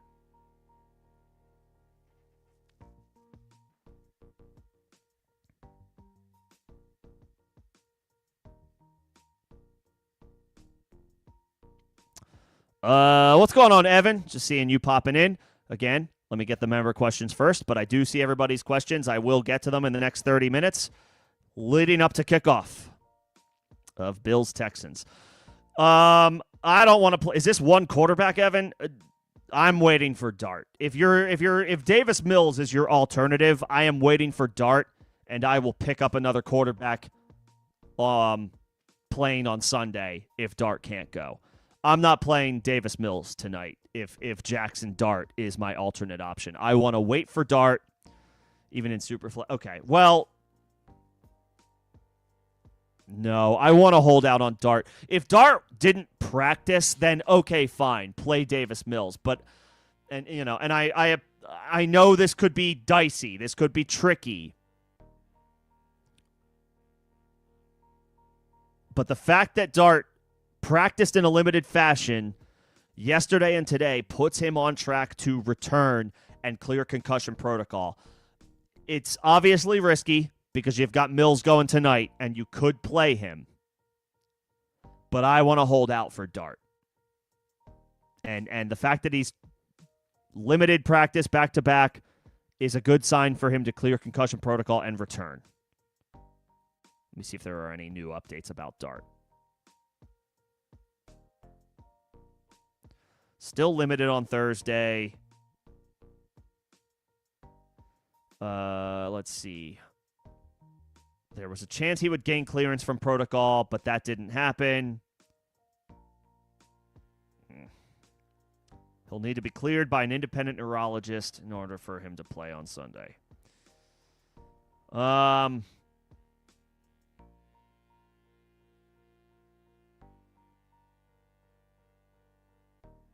Man, I want to hold out for him. I do. I want to hold out for him.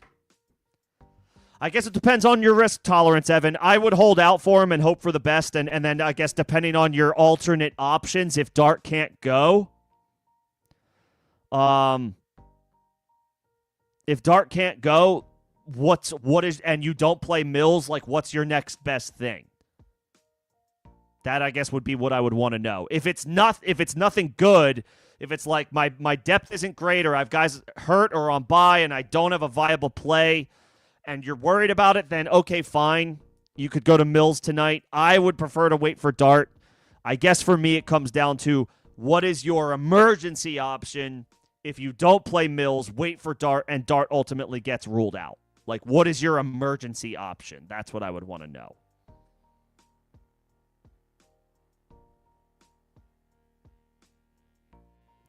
I'm going to answer a couple of questions, Evan. In the meantime, let me know what your emergency option is, and we can decide ultimately what to do there. Do not pick up Tyler Lockett. Tyler Lockett, I don't trust the Raiders, and Lockett is old at this point. Just like that's all it comes down to. He may still have a little bit of juice in there. He had 3 catches for 33 yards against Dallas the week before. He had 6 for 44. There's too low of a ceiling. It's too low of a ceiling for the Raiders offense. Brian Thomas, Sean Tucker, or Charbonnet if Dart doesn't play. I mean, you could hold out that Bucky doesn't play and Sean Tucker is the starting running back for the Bucs on Sunday night. That is volatile. That is volatile. If you need a win, Evan, like if you're 6-5 or 5-6 and you're on the cusp of the playoff race and you're battling and you can't take any chances, then I would play Davis Mills tonight, I guess. If you're in good shape and a loss wouldn't kill you if you did wait for Dart and he didn't play and you had to start one of these other guys, but like you're still in good shape because of your record or your points, I would hold out for Dart. So I guess it depends on your situation. If you are needing to scratch and claw, then I guess you can play Davis Mills tonight because he's the sure thing. I don't feel great about it, but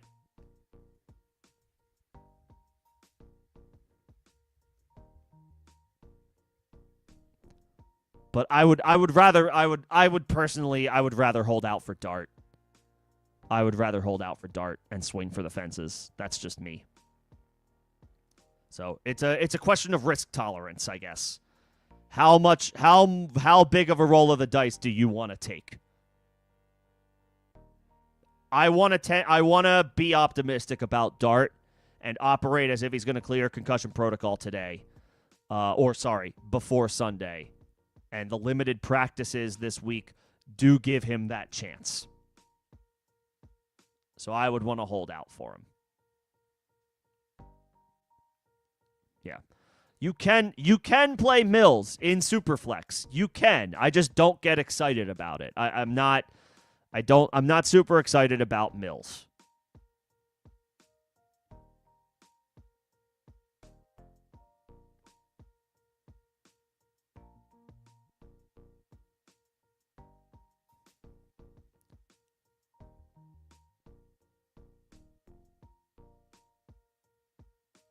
It is a tough matchup tonight.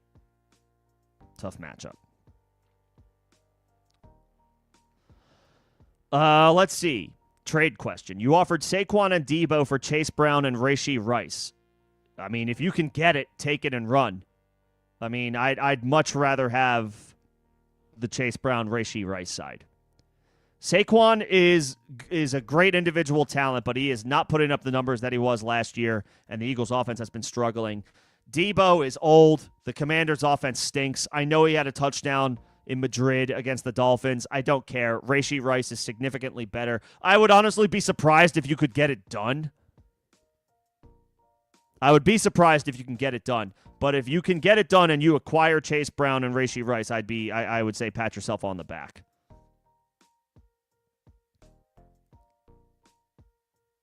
If you can make it happen, I would be all over that. Higgins, Jennings, Pearsall, Spears, DJ Moore. Poof. The 49ers have a good matchup against the Panthers.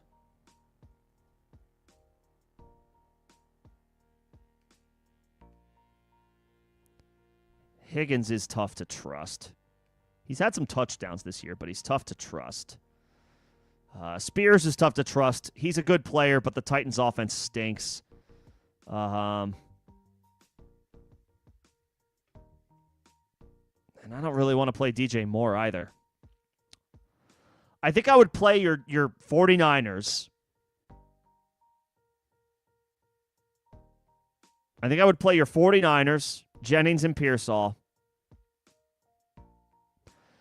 I like Jaden Higgins, but I like Higgins for Dynasty more so than like the randomness of his season this year.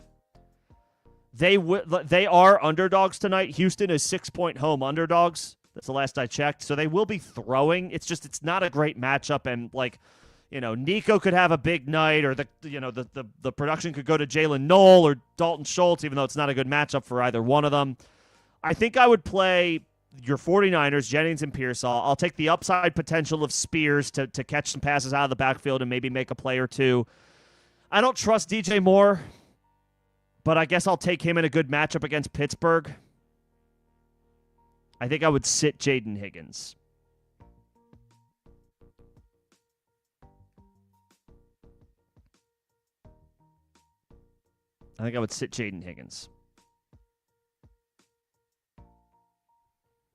And then really quick, let me get to the member questions. To protect him, I mean, Daboll got fired because the Giants have won like 5 or 6 games since their playoff run in 2022. Or maybe it's like 6 or 7. Daboll looks like he's a good play caller who was in over his head as a head coach. I don't know that I would pin any type of like concussion protocol handling on the head coach directly, I'm sure he had some involvement, but he got fired because the Giants they didn't win games under Daboll. Look at Daniel Jones. Like, I know, whatever. And I know he's in a better environment, but Daniel Jones looks like a good quarterback. He was a joke as a Giants quarterback. And as it turns out, that wasn't all his fault. And you could also, okay, fine.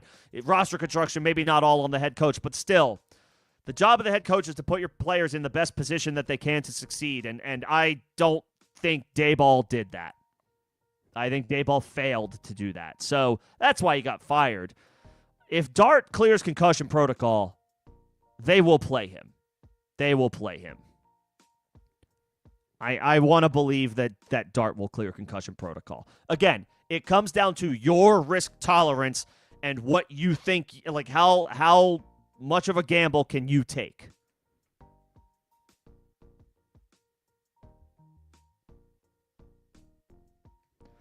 And do I think Woody,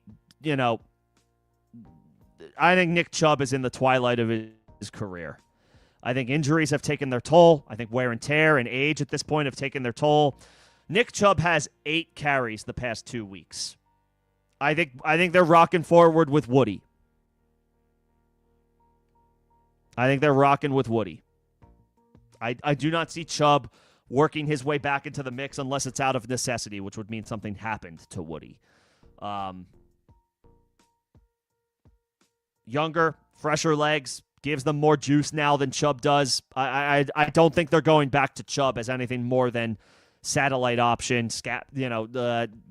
giving Woody a break here and there, giving him some opportunities to catch his breath, and Chubb can handle 5 to 7 opportunities per game to spell him. I think that's what Chubb is at this point. Chubb is one of the best pure running backs I've ever seen. But he has suffered multiple major injuries in his career. And I think we're at the end, unfortunately. Chubb has had a stellar, spectacular career. He's getting 8 carries in 2 games combined with Woody Marks as his running mate. I think the writing's on the wall.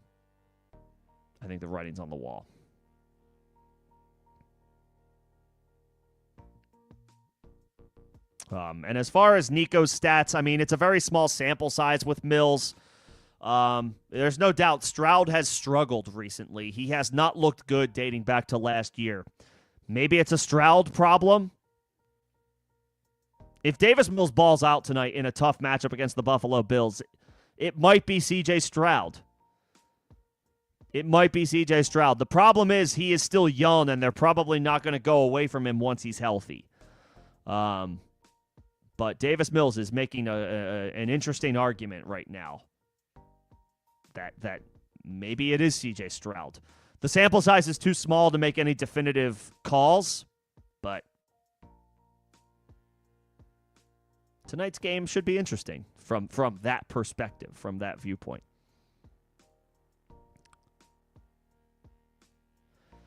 Charbonnet, Pollard, or Shavers, pick one. I mean, Charbonnet, he's still probably going to get goal line opportunities. Shavers, I don't trust Shavers as in a spot start against the Houston Texans. I guess Pollard. I don't really want to play Pollard, but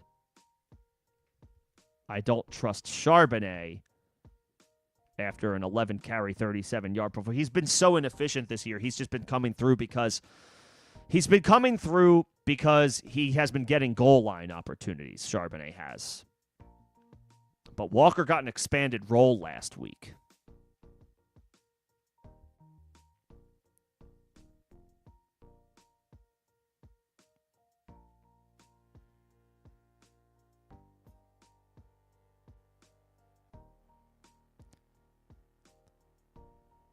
Pollard, last few games, Tony Pollard, the last time Tony Pollard was a top 20 running back was week 5. All right. I'll go Charbonnet for this question, actually. I'm not expecting a ton for Charbonnet, but maybe he gets on the goal line and falls into the end zone and can pad his stats a little bit around that and get you to 10 half PPR points. And it's a better offense, Seattle's is, than Tennessee, so I'll go with that as well. I'll say Charbonnet.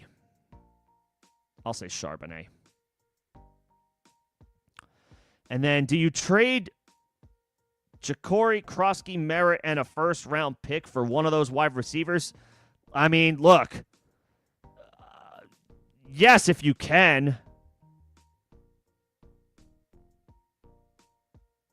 If you can. Ja'Cory, Krosky, Merritt is an RB5 right now, at best. I mean, if somebody offered me, if I had Rashee Rice, honestly, with Marvin Harrison, I would turn that trade down as well. If you can make it happen where you trade an RB5 and Ja'Cory, Krosky, Merritt and a first-round pick for Rashee Rice, that's highway robbery.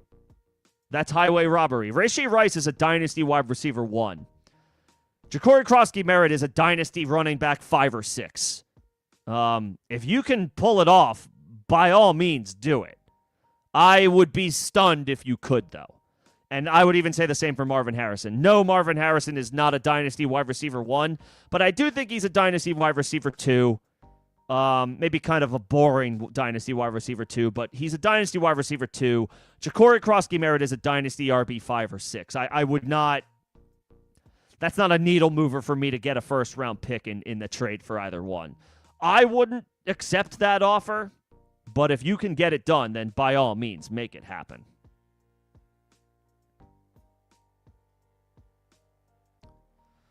If Bucky can't... Yeah, I mean... Probably Trey Tucker, but let's see. Let's see what updates we get for Bucky this week. I think tomorrow's will be telling. We might get a game status tomorrow for Bucky. We have to see. Before we make any definitive calls. And there's no updates on London. He's going to miss this week. Kirk Cousins is in at quarterback. Michael Penix is gone for the season. London goes to being a wide receiver 2 for the rest of the season. He's not a wide receiver 1 for the rest of the season, not with Kirk Cousins. And not with the injury, not with the PCL injury. If he just misses one game, great, fine. You can plug him right back into your lineup, but we got to temper expectations on Drake London for the rest of the season. Kirk Cousins looked awful, has so far this year looked awful. I do not trust Kirk Cousins. And now that London's got this PCL injury, I don't like that either. If the Falcons bottom out, it's not out of the realm of possibility that they shut him down. If this is a multi-week injury, they're 3-7. Their season is over. Their starting quarterback, they are 3-7. Their starting quarterback is gone for the year, and their star wide receiver has a PCL injury. If they lose to the New Orleans Saints this week, why even bring him back? If he's fully 100% healthy, okay, fine. But as of right now, he's not fully healthy. I have lukewarm feels on London for the rest of the season just because of the injury and Kirk Cousins being the quarterback. Honestly, trade Drake London if you can. But you might be selling low at this point. Trade Schultz for Shakir and pick up Hunter Henry? Yes. Do that now. Do that now before the game if you can. If you can make it happen before Thursday Night Football. I wish I saw this earlier. I know we've only got 10 minutes left to kickoff. Or maybe we have like 20 minutes. It's like 8:15 East. Yes. If you can make that trade happen, absolutely do that trade. Hunter Henry is a great start this week against the Cincinnati Bengals. I don't like Schultz tonight against the Buffalo Bills. Shakir is perfectly fine as a flex option. And you can pick up Hunter Henry? Yeah, I would absolutely do that. I would absolutely do that if you can.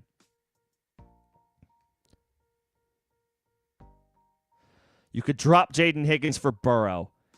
Jaden, if this is redraft, that's not bad, to be honest. Higgins is not a must-roster player in redraft. I like Jaden Higgins, but he's going to be tough to trust all season long, week to week, as a rookie, who has shown promise and shown flashes, but he hasn't broken out yet. Higgins, what are his numbers? He's been a wide receiver two out of the past 4 weeks. That's pretty good. Last week he had 4 for 55. Okay. There's still some consistency that we need to see before we lock in Jaden Higgins as a must-roster player. If you want to pick up Burrow, I'm honestly okay with it.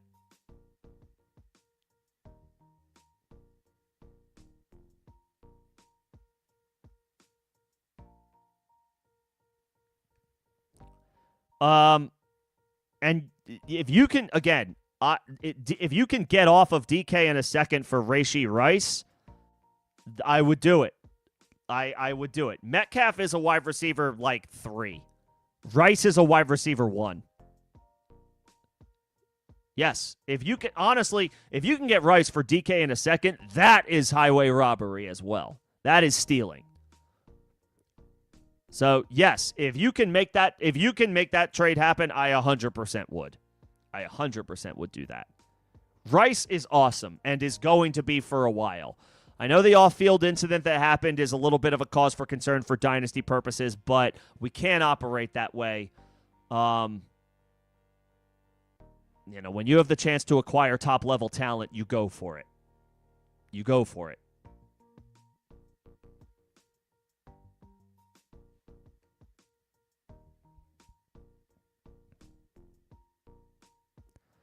Let's see. Member questions are taken care of, but I have a super from T-Man. Appreciate it, T-Man. Thank you for the support.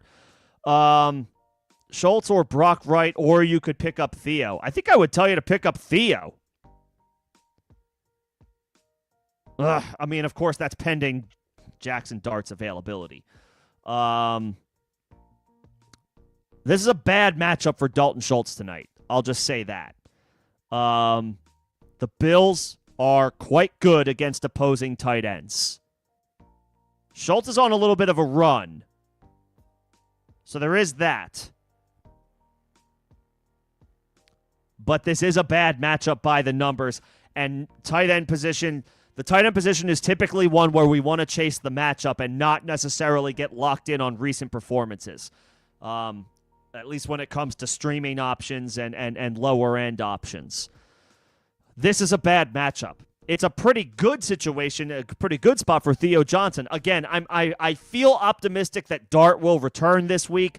Back-to-back limited practices puts him on track to return, and I think he will return. I feel optimistic about it. That would put Theo in a really good spot with his starting quarterback back against the Lions defense, where that is a tough matchup, but it's not as difficult a matchup by the numbers as the Bills. And the Giants are almost they're almost 2 touchdown underdogs against the Lions in Detroit. They're going to be throwing the football. Jameis is going to be chucking it if he's in there. And if it's not Jameis, I think it'll be Dart. I truly think it'll be Dart. I feel better. I think, honestly, I feel good about Theo either way, whether it's Dart or Jameis. I would pick up Theo and play Theo. I'm not worried about Brock Wright. He's not on the fantasy radar yet or in general. I think they're going to funnel their production through Amon-Ra, Gibbs, and J-Mo, and maybe David Montgomery. I would pick up Theo. I would pick up Theo and I would play him, and I would sit Schultz tonight. The Bills are quite good against opposing tight ends.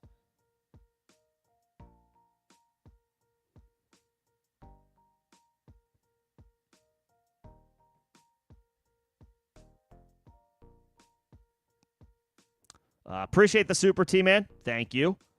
Thank you for your support. Hopefully that helps. Let me know if you need anything with just a short little while until kickoff. Let me get through these other questions. I appreciate everybody's patience as we have a little bit of time left before the game starts.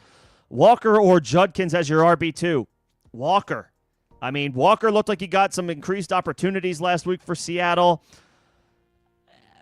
And I don't feel good about Quinshon Judkins with Shedeur Sanders as the starting quarterback. I just don't. Judkins is a great individual player. He looks good. But I do not trust this Browns offense with Shedeur Sanders. I think Judkins is more of like a flex play this week, and Walker feels really good after his performance last week. The head coach said they want to get him more opportunities, talking about Kenneth Walker. It's a great matchup against Tennessee by the numbers. I would play Walker.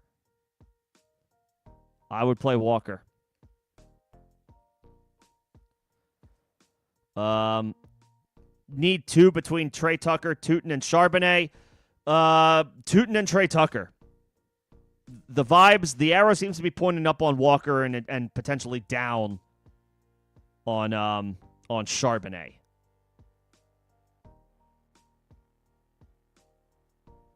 It is a good matchup by the numbers for Charbonnet, but it feels like Walker is getting potentially more opportunities from the team. So I will say Tootin and Trey Tucker, assuming Tootin plays, of course. Need a wide receiver 2 and 2 flexes. You have to play Genty of this group. I know Genty was awful last week, and he's got a bad matchup this week, but you have to play, of these names, you have to play Genty and just hope for the best. Genty is a good individual talent stuck in a horrendous situation. We have to hope that the talent wins out at some point. Maybe he'll catch the ball a ton. If they can't run it, maybe they'll throw it to him. You have to play Genty as one of your flexes. You definitively need a wide receiver. I would probably play Yossi of this group. No Jamar Chase for Cincinnati. Josh Downs is third in the pecking order behind Pierce and Pittman. Washington is, a good player, but Brian Thomas could be making his return this week, so Parker would be behind Thomas and Jacoby Myers. I don't want to chase Xavier Leggett, and I don't want to play Jawan Johnson when I could play a wide receiver like Yossi Vash. Well, actually, it is a start 3. Maybe I do want to play Jawan Johnson over those other wide receivers.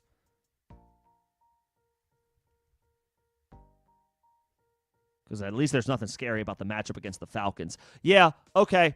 I'll play Genty, I'll play Yossi Vash, and I will play Jawan Johnson.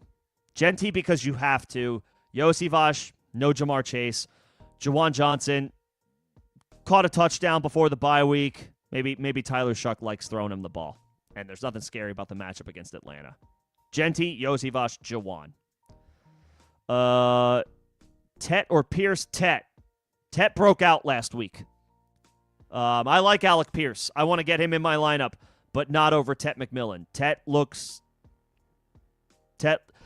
legit, and the production matched the eye test last week. Go back to the well with Tet McMillan. Dude looks legit. You need to start Woody, Genty, 1 or 3 of 5. Woody, Genty, Chase Brown, Travion Henderson, Tyrone Tracy. No, we're not picking up a tight end. We're playing some running backs. I am firing up Chase Brown. With no Jamar Chase, he should see increased usage. I'm playing Travion Henderson because I can't not play Travion Henderson. I don't care that Ramondre Stevenson is back. Travion Henderson looked incredible. If the Patriots coaching staff goes away from Travion Henderson after what he did the past few weeks for the sake of just going back to Ramondre Stevenson, then you can't tell me that they are galaxy braining themselves and not doing what's best for the offense. I am going back to the well with Henderson. I do not care that Ramondre is back. Woody's in a good matchup. Genty's in a bad matchup. I don't think I can sit Genty. I know the matchup stinks. The situation stinks. He has been underwhelming, but he will catch the ball in full PPR. That is a good sign. They'll probably throw him the ball maybe a little bit more this week against a good Browns run defense. I would think they get Genty in space a little bit more frequently this week. They throw him the ball a little bit more out of the backfield. I know it's like pulling teeth, but I think you have to go back to the well with Genty as what was probably your first-round pick, if not a high second-round pick. Bet on the talent and hope for the best. I like Woody tonight against the Bills, but I like Chase Brown. And I want to go back to Travion Henderson. He looked great. They got a beautiful matchup against Cincinnati. I don't want to pivot off of Travion Henderson just because Ramondre is back. And I'm not playing Tyrone Tracy from this group. He's got a horrible, brutal matchup against Detroit.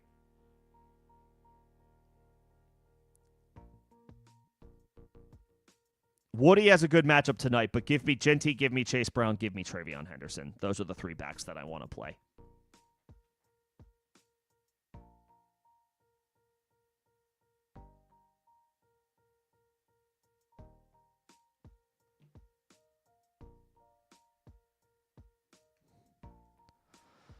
We are at the end of the chat with just a few minutes to go before kickoff. I'll keep this active for another couple of minutes, just in case there are any last-minute questions. But I want to thank everybody for coming in and hanging out tonight. Appreciate everybody spending some time. Special shout-out, as always, to my members. I saw Crumply Heads. I saw Sport Dog. I saw Nino. I saw E111. I saw Greg. I saw Evan. I saw Kevin. And I think those are all the members that I saw on this fine Thursday evening. Yeah, that's all of them.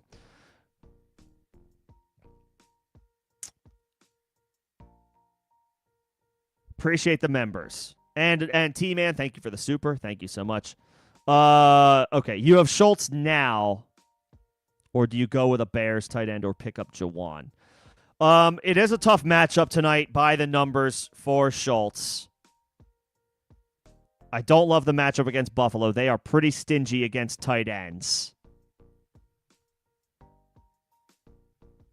But I would play Schultz over the Bears tight ends. But I may pick up I may pick up and play Jawan Johnson over Dalton Schultz. Sorry, I thought you were talking about your running backs in that same question.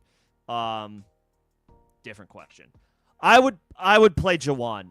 The Falcons' defense doesn't scare me in any way. Shuck seems to like throwing the ball to Jawan just based on the small sample size. Schultz should be fine tonight, but again, it is a bad matchup by the numbers against the Buffalo Bills, and tight end is such a matchup game. It's such a matchup-driven decision to be made. And generally speaking, you want to avoid tight ends in bad matchups, and you want to play tight ends in good matchups. And I know that sounds simple, but like you are starting stud running backs and wide receivers and quarterbacks in bad matchups. I don't necessarily want to start a streaming tight end in a bad matchup, and Dalton Schultz is just that, a streaming tight end. I think I would pick up and play Jawan. And play Jawan. I'm not worried about the Falcons. Their season is sputtering out. Road game for New Orleans, or home game for New Orleans, coming off their bye week. Hell, it's not out of the realm of possibility that the Falcons' offense creates some short fields for the Saints' offense because Kirk Cousins is a shell of himself, and they're without Drake London. Like, the Saints' defense could force some short fields for the New Orleans offense, and then all of a sudden, they don't have to go very far to be in scoring position.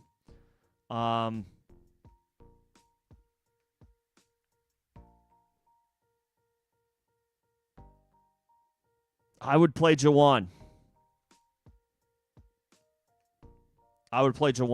It's like a whole situation for me as it stands. Like, the Bills have a tough defense against tight ends, but I don't worry about their offense creating, potentially short fields for the Texans' offense. I do think there is a much greater chance that happens in the Atlanta-New Orleans game in the Saints' favor. I don't trust the Falcons' offense as it currently stands. Yeah. And the Bills' season isn't petering out. The Falcons' season is. It's like a whole picture situation for me.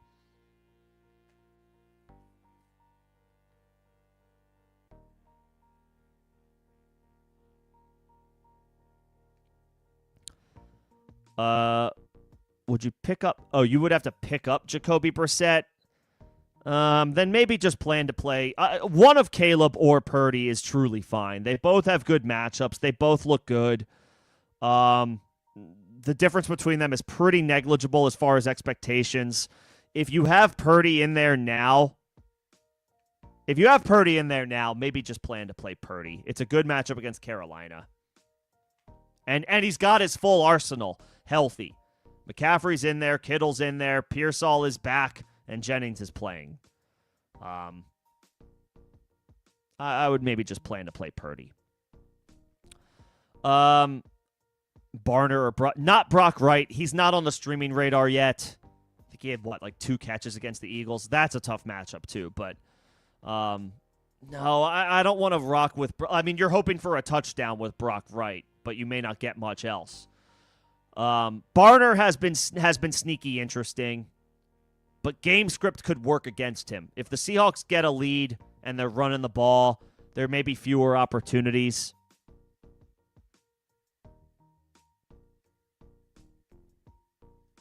I don't hate Barner.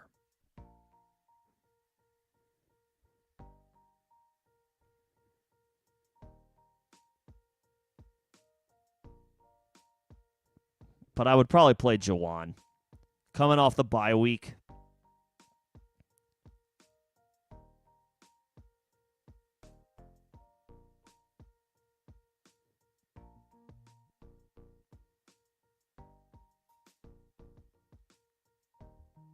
Yeah. I think I would play Jawan.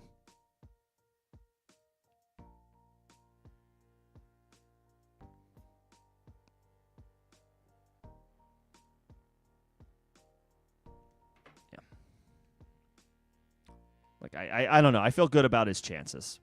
And I feel good. The Shuck to Johnson connection, small sample size, but it's been decent. It's been decent. And coming off the bye week, they're well rested. They can wreck their division rivals' season with a win. I'll take Jawan.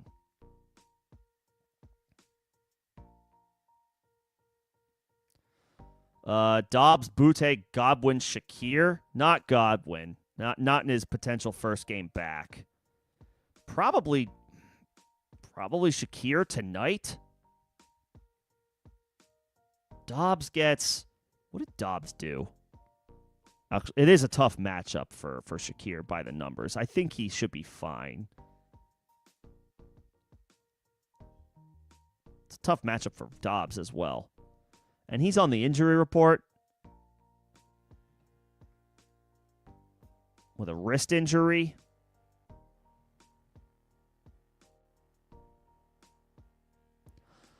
I'll play Shakir tonight. If it's full, since it's full PPR, Shakir is a guy that can get volume from Josh Allen.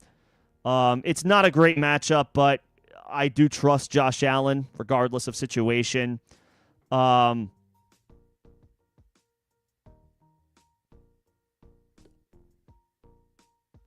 trust Josh Allen, and it's full PPR. Shakir can rack up some targets and receptions. I'll take Shakir. Godwin, first game back potentially in a lot of time, like missed multiple weeks. No thanks. Butte has missed a couple of weeks, so no thanks. And Dobbs would be the only other consideration for me here if you don't want to play Shakir on a short week. But Dobbs on the injury report with a wrist injury. The Packers' offense has been lackluster. I'll play Shakir. I'll take a shot on Shakir on Thursday night.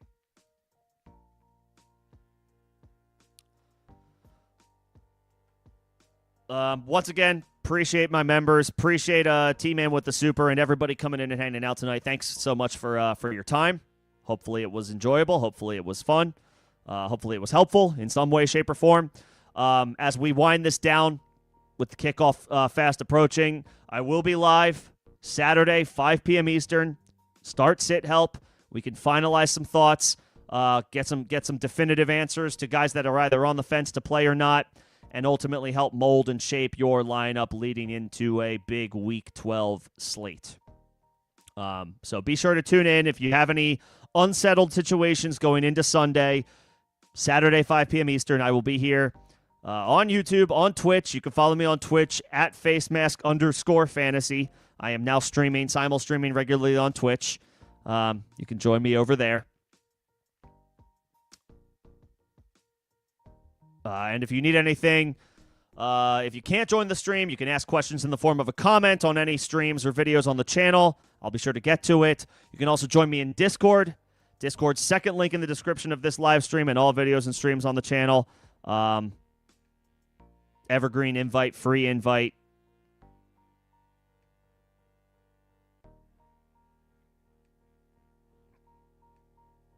You can join the growing community over there.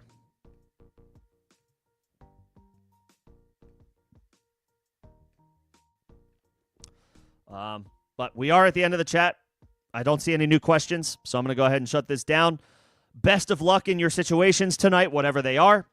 Hopefully they go your way. I will see you guys on Saturday. Enjoy your evenings. Thanks, everybody.